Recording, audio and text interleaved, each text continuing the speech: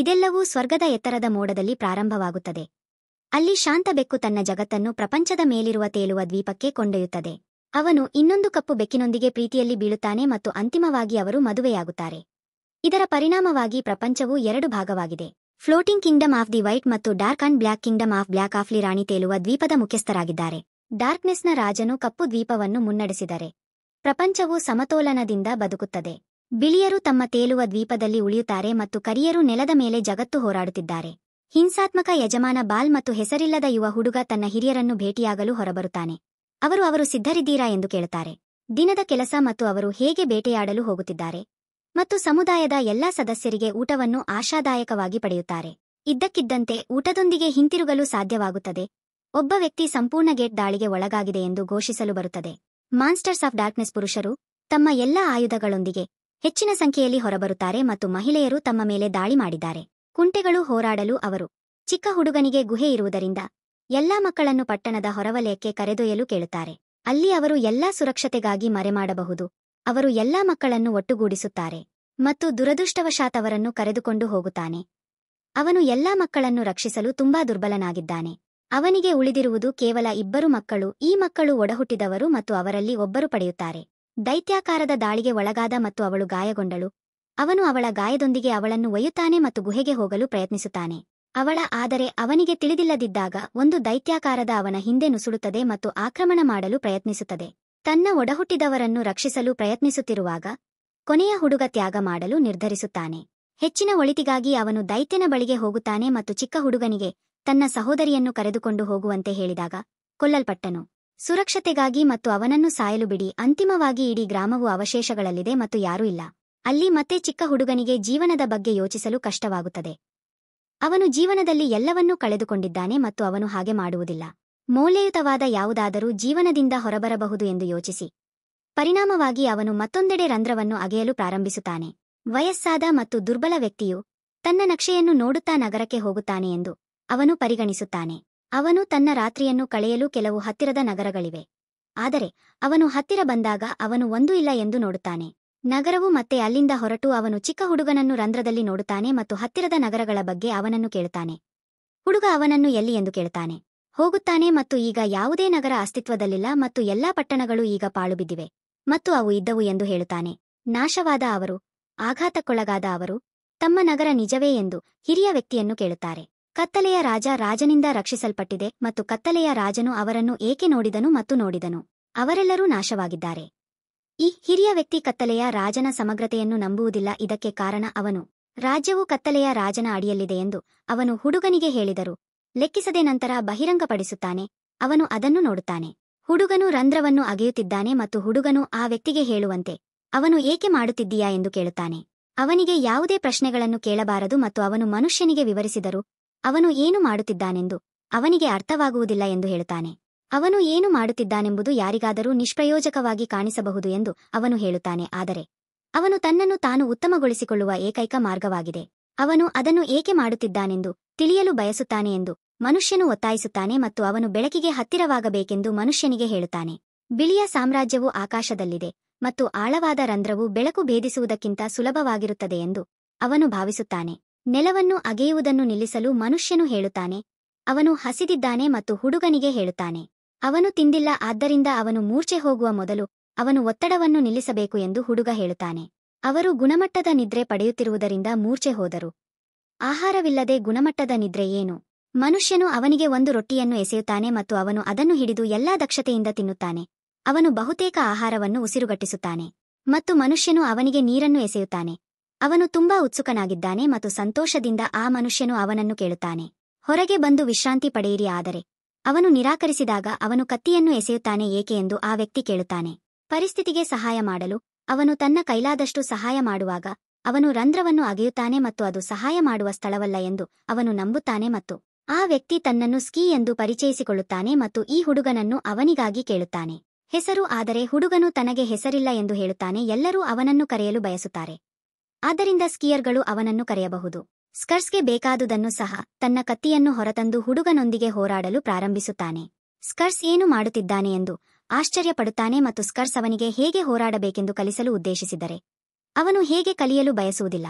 ಅನೇಕ ರಾಕ್ಷಸರ ವಿರುದ್ಧ ಅವನು ಏಕಾಂಗಿಯಾಗಿ ಹೋರಾಡಬಹುದು ಎಂದು ಸ್ಕೀಯರ್ ಹೇಳುತ್ತಾನೆ.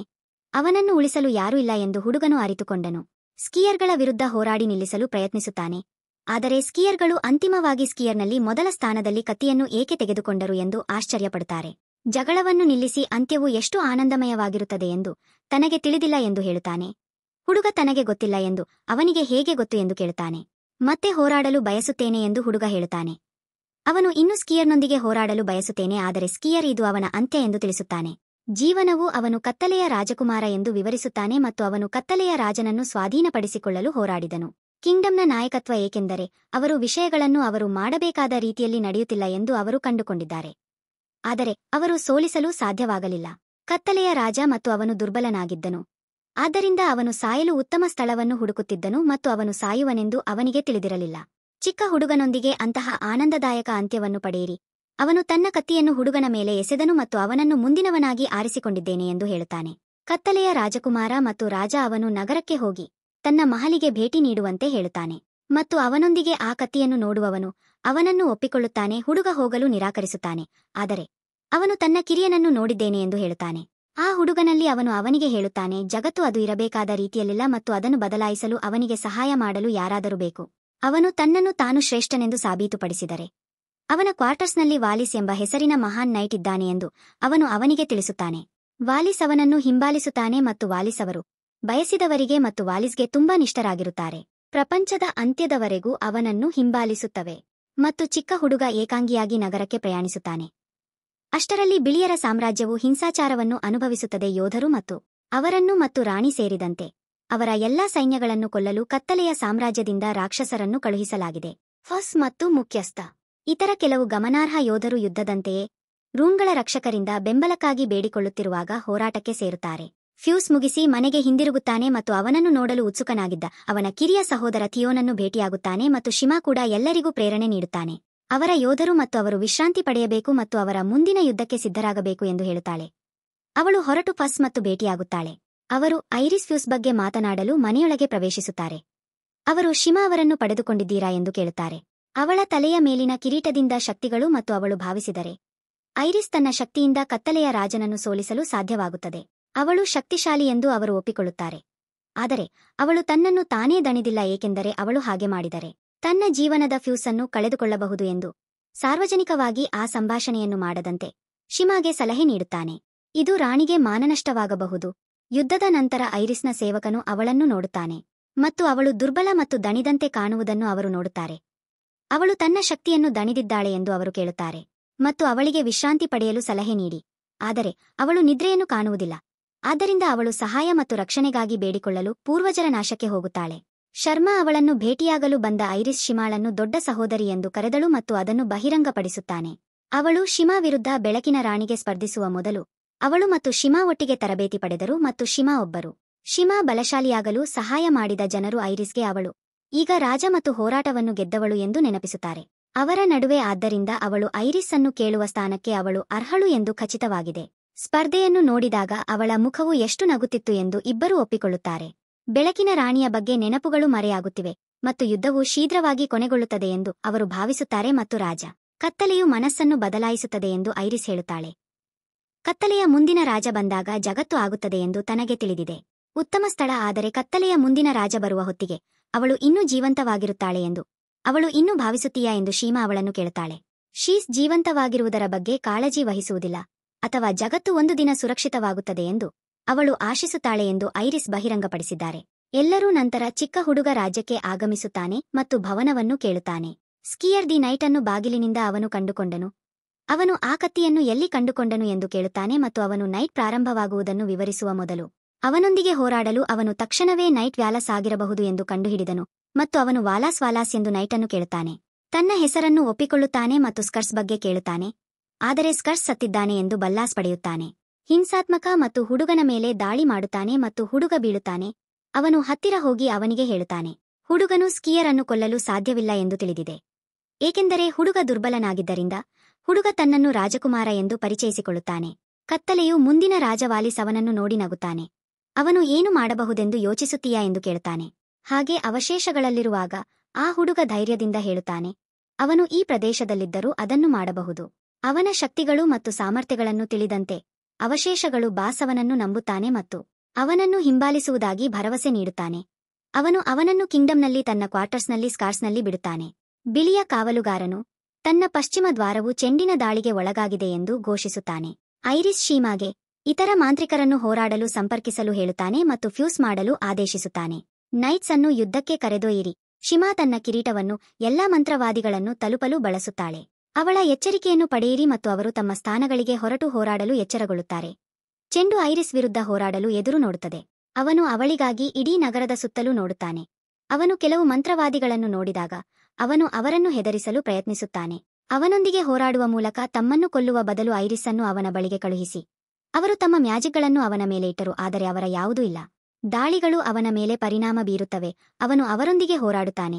ಅಲ್ಲಿ ಅವರು ಸಂಪೂರ್ಣ ಮೇಲ್ಛಾವಣಿಯನ್ನು ನಾಶಪಡಿಸುತ್ತಾರೆ.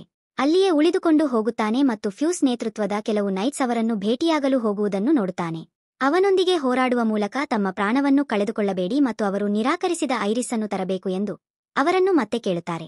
ಅಲಂಚ ಅವರ ಮೇಲೆ ಹೋರಾಡಲು ಕಾಣಿಸಿಕೊಂಡಾಗ ಅವರು ಅವರ ಮೇಲೆ ಹೆಜ್ಜೆ ಹಾಕುತ್ತಾರೆ.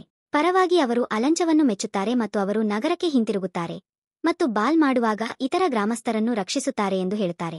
ಅಲಾಂಚವನ್ನು ನೋಡಿದಾಗ ಅವನು ಅಲಂಚವನ್ನು ಎಲ್ವೆಸ್ನ ಮುಖ್ಯಸ್ಥ ಎಂದು ಗುರುತಿಸುತ್ತಾನೆ. ಅವರು 3 ವಿಭಿನ್ನ ಸ್ಪಿರಿಟ್ಗಳು ಬೆಂಕಿ, ನೀರು ಮತ್ತು ಭೂಮಿಗೆ ಆದೇಶ ನೀಡುತ್ತಾರೆ. ಅಲಾಂಚ ತನ್ನ ಆತ್ಮಗಳನ್ನು ಹೋರಾಡಲು ಕೇಳುತ್ತಾನೆ ಮತ್ತು ಚೆಂಡು ಯಾವಾಗ ಅವರ ದಾಳಿಯನ್ನು ನಿರೀಕ್ಷಿಸುತ್ತದೆ. ಅವರು ಅಟ್ಯಾಕ್ ಬಾಲ್ ಅವರು ಉತ್ತಮವಾಗಿ ಕಾರ್ಯನಿರ್ವಹಿಸುತ್ತಿದ್ದಾರೆ ಎಂದು ಅವರನ್ನು ಹೊಗಳುತ್ತಾರೆ. ಆದರೆ ಅವರು ತಮ್ಮ ವೇತನವನ್ನು ಪಡೆಯಲು ಪ್ರಯತ್ನಿಸಿದರೆ ಅವರು ಸಾಕಾಗುವುದಿಲ್ಲ ಎಂದು ಹೇಳುತ್ತಾರೆ. ದಾಳಿ ಮತ್ತು ಅಲಂಚ ತನ್ನ ಸಾಮರ್ಥ್ಯವನ್ನು ನೋಡಿದಾಗ ಅವನು ತನ್ನ ಉತ್ಸಾಹವನ್ನು ಹಿಂದಿರುಗಿಸಲು ಕಿರುಚುತ್ತಾನೆ. ಚೆಂಡು ಬಲವಾಗಿದೆ ಎಂದು ಅವನು ಅರಿತುಕೊಂಡನು. ಅವನು ಊಹಿಸಿದ್ದಕ್ಕಿಂತ ಮತ್ತು ಅವನು ಬೆವರಲು ಪ್ರಾರಂಭಿಸುತ್ತಾನೆ ಮತ್ತು ಅದೃಷ್ಟವಶಾತ್ ಅವನು ಹೇಗೆ ಬದುಕುಳಿಯುತ್ತಾನೆ ಎಂದು ಯೋಚಿಸುತ್ತಾನೆ. ಅವನು ಐರಿಸ್ ಅನ್ನು ನೋಡುತ್ತಾನೆ. ಗೋಡೆಯ ಬಳಿ ನಿಂತಿದೆ ಮತ್ತು ಕೊನೆಯದಾಗಿ ಉಳಿದಿರುವ ತನ್ನ ಕೆಲವು ನಾಗರಿಕರು ಸತ್ತಿರುವುದನ್ನು ಅವಳು ನೋಡುತ್ತಾಳೆ. ನಾಗರಿಕನು ಅವಳಿಗಾಗಿ ಪ್ರಾರ್ಥಿಸುತ್ತಾನೆ ಮತ್ತು ಅವಳು ಹೋರಾಡಲು ಹೋಗುತ್ತಾಳೆ. ಅವಳು ಹೋರಾಡಿದರೆ ಚೆಂಡನ್ನು ಎಚ್ಚರಿಸುತ್ತಾಳೆ. ಅವಳು ಅವನನ್ನು ಉಳಿಯಲು ಅನುಮತಿಸುವುದಿಲ್ಲ. ಆದರೆ ಚೆಂಡು ತನ್ನ ಎಲ್ಲಾ ದಾಳಿಗಳಿಗೆ ಸಿದ್ಧವಾಗಿದೆ. ಏತನ್ಮಧ್ಯೆ ಎಫ್ ರಾಜ್ಯಕ್ಕೆ ಹೋಗುವ ದಾರಿಯಲ್ಲಿ ಅವನು 2 ಪುರುಷರನ್ನು ಎದುರಿಸುತ್ತಾನೆ ಮತ್ತು ಅವನು ಅದನ್ನು ಊಹಿಸುತ್ತಾನೆ. ಅವರು ಕರಿಯರ ಸಾಮ್ರಾಜ್ಯದ ನೈಟ್ಗಳು. ಅವರು ಏಕೆ ಹೇಡಿಗಳು ಎಂದು ಕೇಳಲು ಅವರನ್ನು ಎದುರಿಸುತ್ತಾರೆ ಮತ್ತು ಅವರು ಅದನ್ನು ಬಳಸುತ್ತಾರೆ. ಈ ಪುರುಷರ ಮೇಲೆ ದಾಳಿ ಮಾಡಲು ಚೆಂಡು ಅವರೊಂದಿಗೆ ಹೋರಾಡುತ್ತಿದೆ. ಅವರು ನೈಟ್ಸ್ ಅಲ್ಲ ಮತ್ತು ಉತ್ತಮ ಸ್ಥಳವನ್ನು ಹುಡುಕುತ್ತಿರುವ ಓಡಿಹೋದವರು ಎಂದು ಒತ್ತಾಯಿಸುತ್ತಾರೆ. ವಿಶ್ರಾಂತಿ ಪಡೆಯಲು ಅವರು ತಮ್ಮ ಕತ್ತಿಯನ್ನು ಬೀಳಿಸಲು ಕೇಳುತ್ತಾರೆ ಮತ್ತು ಅವರು ಅವನ ಮುಂದೆ ಮಂಡಿಯೂರಿ ಸಹ ಮಾಡುತ್ತಾರೆ. ಇದ್ದಕ್ಕಿದ್ದಂತೆ ಕತ್ತಲೆಯ ಶಕ್ತಿಯು ಅವರನ್ನು ಸುತ್ತುವರೆದಿದೆ ಮತ್ತು ಅವರು ತಮ್ಮ ಕತ್ತಿಗಳನ್ನು ಹಿಂದಕ್ಕೆ ತೆಗೆದುಕೊಂಡು ಫ್ಯೂಸ್ ಅವರಲ್ಲಿ ಒಬ್ಬನನ್ನು ಕೊಲ್ಲುತ್ತಾನೆ ಮತ್ತು ಅವನು ಆಜ್ಞಾಪಿಸುತ್ತಾನೆ. ಉಳಿದಿರುವ ಐರಿಸ್ ವಿರುದ್ಧ ಹೋರಾಡಲು ಅವನ ನೈಟ್ಸ್ ಚೆಂಡನ್ನು ಹೋರಾಡಲು ಹೆಣಗಾಡುತ್ತಾಳೆ. ಯಾರು ಬಲಶಾಲಿಯಾಗಿದ್ದರೂ ಅವಳು ಎಲ್ಲವನ್ನೂ ಖಾಲಿ ಮಾಡಲು ನಿರ್ಧರಿಸುತ್ತಾಳೆ. ಅವಳ ಶಕ್ತಿಗಳು. ಆದರೆ ಅಲೇನ್ಸ್ ತನ್ನನ್ನು ತಾನೇ ನಿಲ್ಲಿಸುವ ಫಲಿತಾಂಶ ಏನಾಗಬಹುದು ಎಂದು ಎಚ್ಚರಿಸುತ್ತಾಳೆ ಮತ್ತು ಅವಳ ಪೂರ್ಣ ಶಕ್ತಿಯಿಲ್ಲದೆ ಅವನು ಅವಳೊಂದಿಗೆ ಹೋರಾಡುತ್ತಿದ್ದಾನೆ ಎಂದು ಬಾಲ್ ಮುಜುಗರಕ್ಕೊಳಗಾಗುತ್ತಾನೆ ಮತ್ತು ಅವಳು ಬಂದಾಗ ಹಿಂದಿರುಗುವ ಭರವಸೆಯಿಂದ ಹೊರಡುತ್ತಾನೆ. ಕರಿಯರ ಸಾಮ್ರಾಜ್ಯದಲ್ಲಿ ನಿಜವಾದ ಹೋರಾಟಕ್ಕೆ ಸಿದ್ಧವಾದ ಬಾಸ್ ಡಾರ್ಕ್ನೆಸ್ ರಾಜನನ್ನು ಭೇಟಿಯಾಗುತ್ತಾನೆ. ಆದಾಗ್ಯೂ ರಾಜನು ಬಿಳಿಯರ ಸಾಮ್ರಾಜ್ಯದಲ್ಲಿ ದಾಳಿಯ ನೇತೃತ್ವ ವಹಿಸಿದ್ದ ನೈಟ್ನ ಸುತ್ತಲೂ ಇಲ್ಲ. ಆ ದಿನ ವರದಿ ನೀಡಲು ಬಂದನು ಮತ್ತು ಅವರು ಹೋರಾಟವನ್ನು ನಿಲ್ಲಿಸಬೇಕು ಎಂದು ಅವರು ವರದಿ ಮಾಡುತ್ತಾರೆ. ಆ ದಿನ ಅವರು ನೈಟ್ ಅನ್ನು ಕಳೆದುಕೊಂಡಿದ್ದಾರೆ ಎಂದು ಅವರು ದೂರುತ್ತಾರೆ ಮತ್ತು ಅವರು ಯೋಚಿಸುವುದಿಲ್ಲ. ಕರಿಯರ ಜನರು ಕೇವಲ ಅನಾಗರಿಕರು. ಅವರು ಕತ್ತಲೆಯ ರಾಜನಿಗೆ ವಾಲಾಸ್ ಪ್ರತಿಕ್ರಿಯಿಸುವ ಮೊದಲು ಯಾವುದೇ ಸಮಯದಲ್ಲಿ ಯಾರೊಂದಿಗೂ ಹೋರಾಡಬಹುದು. ಬಂದು ನೈಟ್ನ ಮೇಲೆ ದಾಳಿ ಮಾಡುತ್ತಾನೆ. ಅವನು ಕುಳಿತಾಗ ಅವನನ್ನು ಕೊಲ್ಲುತ್ತಾನೆ. ವಾಲಾಸ್ ಅವನಿಗೆ ಹೇಳುವ ಮೂಲಕ ಅವನು ತನ್ನನ್ನು ತಾನು ಅಪವಿತ್ರಗೊಳಿಸಿಕೊಳ್ಳಬಾರದು ಎಂದು ಹೇಳುತ್ತಾನೆ. ರಾಜನಿಗೆ ಬೇಕಾದರೆ ಅವನ ಕೈಯ ಮೇಲೆ ರಕ್ತವನ್ನು ಅವನು ರಾಜನಿಗಾಗಿ ಕೊಲ್ಲುತ್ತಿದ್ದನು ಎಂದು ರಾಜನು ಹೇಳಿಕೊಳ್ಳುತ್ತಾನೆ. ಇಲ್ಲ, ಕರಿಯರ ರಾಜ್ಯವು ಭೂಮಿಯ ಮೇಲೆ ಉಳಿಯಲು ಕಾರಣ ಮತ್ತು ಬಿಳಿಯರ ರಾಜ್ಯವು ಸ್ವರ್ಗದಲ್ಲಿದೆ ಎಂಬುದಕ್ಕೆ 2 ರಾಜ್ಯಗಳು ಸಾಧ್ಯವಿಲ್ಲ. ಜಗತ್ತಿನಲ್ಲಿ ಸಹಬಾಳ್ವೆ ನಡೆಸುತ್ತಾರೆ ಮತ್ತು ಬಿಳಿಯರ ಸಾಮ್ರಾಜ್ಯವು ಇನ್ನು ಮುಂದೆ ಅಸ್ತಿತ್ವದಲ್ಲಿಲ್ಲ ಎಂದು ಖಚಿತವಾಗುವವರೆಗೆ ಅವನು ಬಿಟ್ಟುಕೊಡುವುದಿಲ್ಲ. ಪ್ರಪಂಚವು ಕತ್ತಲೆಯಿಂದ ಮುಚ್ಚಲ್ಪಟ್ಟಿದೆ.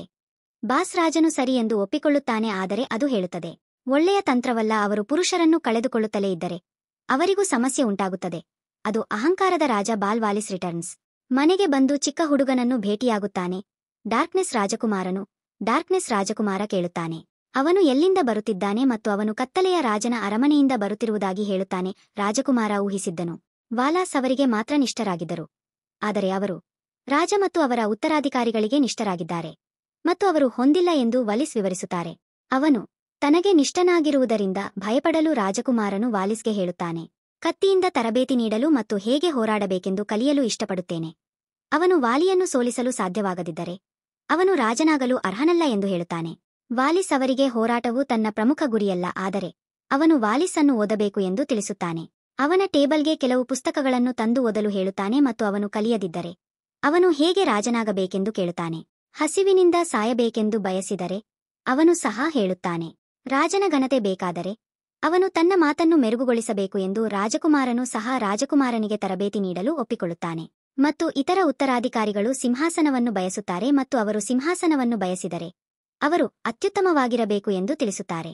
ಅವರ ತರಬೇತಿಯನ್ನು ಪ್ರಾರಂಭಿಸಿ ಮತ್ತು ರಾಜಕುಮಾರನು ಮತ್ತೊಂದೆಡೆ ಬೂದು ಹಸಿರು ಕಾಡಿನಲ್ಲಿ ಗಣನೀಯವಾಗಿ ವೇಗವಾಗಿ ಕಲಿಯುತ್ತಾನೆ. ರಾಕ್ಷಸ ಮಹಿಳೆ ಗ್ರೋಸಾ ತನ್ನ ನೈಟ್ಸ್ನೊಂದಿಗೆ ನಡೆಯುತ್ತಾಳೆ. ಅವಳು ದಿ ಪ್ರಿನ್ಸ್ಗಾಗಿ ಹುಡುಕುತ್ತಿದ್ದಾಳೆ ಮತ್ತು ಅವಳು ಆಶ್ಚರ್ಯಪಡುತ್ತಾ ಹುಡುಕಲು ಆಯಾಸಗೊಂಡಿದ್ದಾಳೆ. ರಾಜಕುಮಾರನು ಅಂತಹ ಸ್ಥಳದಲ್ಲಿ ಏಕೆ ಇರುತ್ತಾನೆ? ಅವಳು ವಿಶ್ರಾಂತಿ ಪಡೆಯಲು ವಿರಾಮಗೊಳಿಸುತ್ತಾಳೆ ಮತ್ತು ಇದ್ದಕ್ಕಿದ್ದಂತೆ ಕೆಲವು ರಾಕ್ಷಸರು ನೈಟ್ಸ್ ಮೇಲೆ ದಾಳಿ ಮಾಡುತ್ತಾರೆ. ರಾಕ್ಷಸರ ವಿರುದ್ಧ ಹೋರಾಡುವ ಮೂಲಕ ಕ್ರಿಯೆಯನ್ನು ಮಾಡಲು ಪ್ರಯತ್ನಿಸಿ, ಆದರೆ ಅವಳು ಚಿಂತಿಸಬೇಡ ಎಂದು ಹೇಳುತ್ತಾಳೆ ಮತ್ತು ಅವಳು ಏಕಾಂಗಿಯಾಗಿ ಹೋರಾಡಲು ಹೋಗುತ್ತಾಳೆ. ಒಂದು ದಾಳಿಯಿಂದ ಅವರನ್ನು ಸೋಲಿಸುತ್ತಾಳೆ ಮತ್ತು ಅವಳು ಮತ್ತೊಂದು ದೈತ್ಯನನ್ನು ಹೊಗಳುವುದರಲ್ಲಿ ಮುಳುಗಿರುವಾಗ ಅವಳ ಎಲ್ಲಾ ನೈಟ್ಸ್ ಅವಳನ್ನು ಹೊಗಳುತ್ತಾರೆ.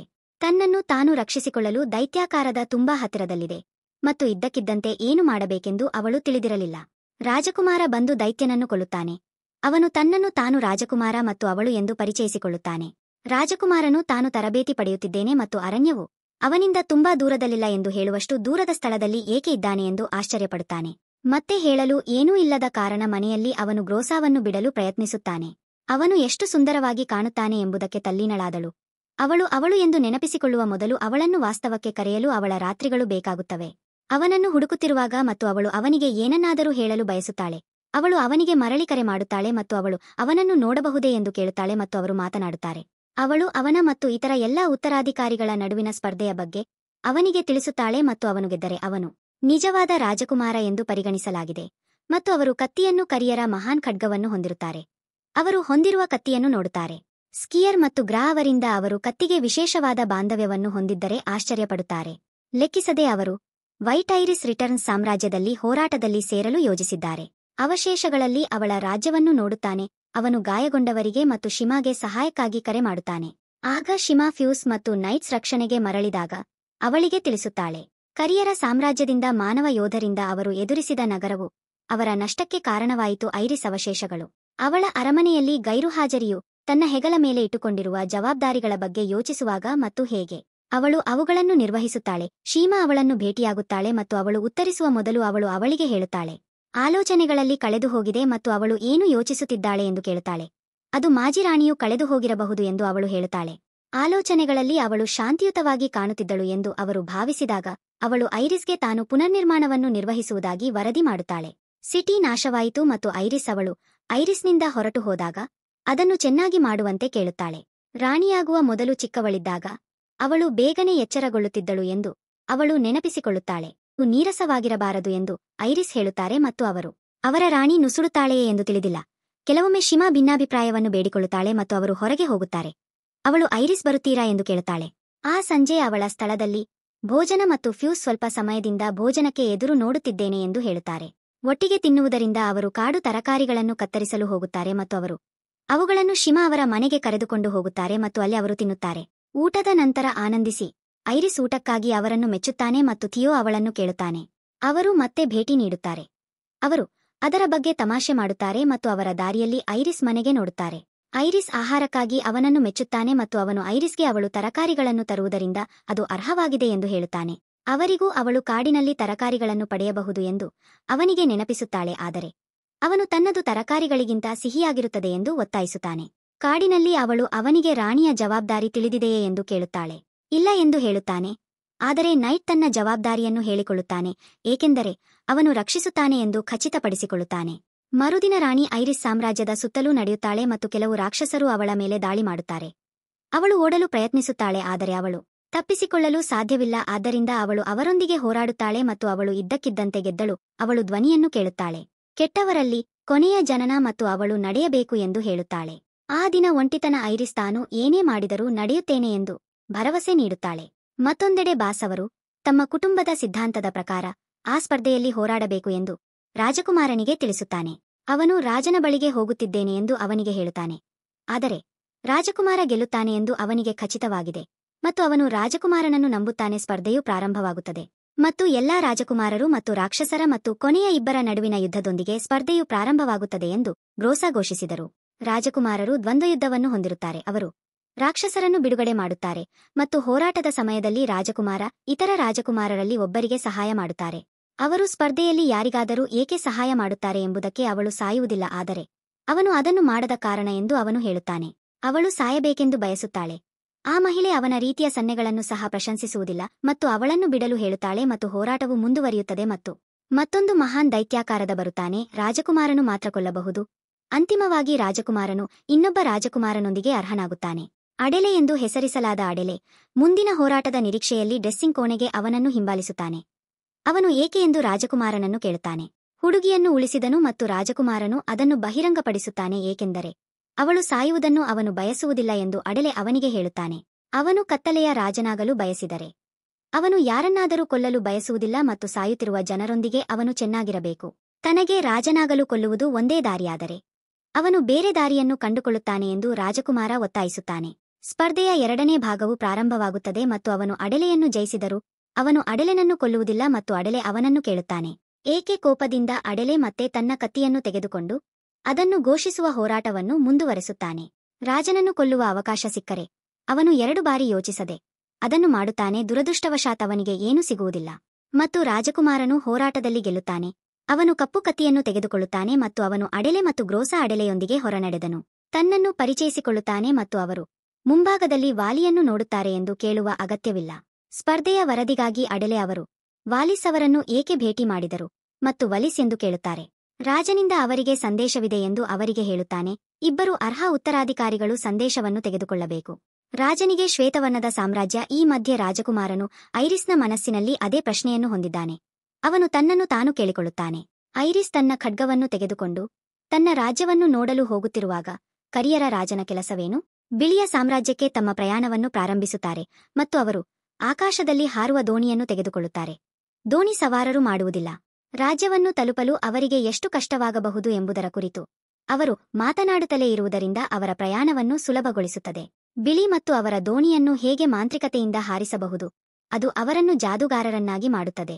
ಹಡಗಿಗೆ ಕಿಟಕಿಯೂ ಇಲ್ಲದಿರುವುದರಿಂದ ಅತಿಥಿಗಳು ಗ್ರೋಸಾ ಅಡೆಲೆ ಮತ್ತು ರಾಜಕುಮಾರ ದೋಣಿಯ ಮೇಲೆಯೇ ಇರುತ್ತಾರೆ. ತಮ್ಮ ಜರ್ನಿ ಹತ್ತಿರದಲ್ಲಿ ಅವರು ತಮ್ಮ ಗಮ್ಯಸ್ಥಾನದ ಗ್ರೋವಾ ಅದ್ಭುತಗಳನ್ನು ತಲುಪಿದಾಗ ಮಿಷನ್ ಹೇಗೆ ಹೋಗುತ್ತದೆ ಮತ್ತು ಅವರು ಪತ್ರವನ್ನು ತಲುಪಿಸಲು ಸಾಧ್ಯವಾದರೆ ಪ್ರಪಂಚವು ಮಾತ್ರ ಒಳಗೊಂಡಿದ್ದರೂ ಸಹ ಅವರು ಅವರಿಗೆ ತಿಳಿಸಿದರು.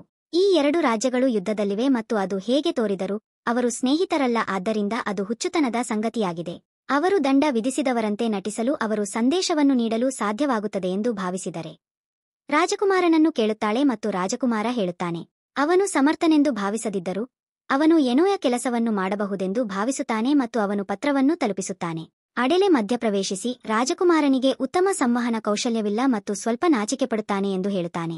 ರಾಜಕುಮಾರನು ತಾನು ಹಾಗೆ ಮಾಡಬಹುದೆಂದು ಭಾವಿಸುವ ಸಂದೇಶವನ್ನು ಅವನು ತಲುಪಿಸಬಹುದೆಂದು ಯೋಚಿಸುವಂತೆ ಮಾಡುತ್ತದೆ ಮತ್ತು ಅಡೆಲೆ ಅವರಿಗೆ ಇಬ್ಬರನ್ನೂ ನೆನಪಿಸುತ್ತಾನೆ.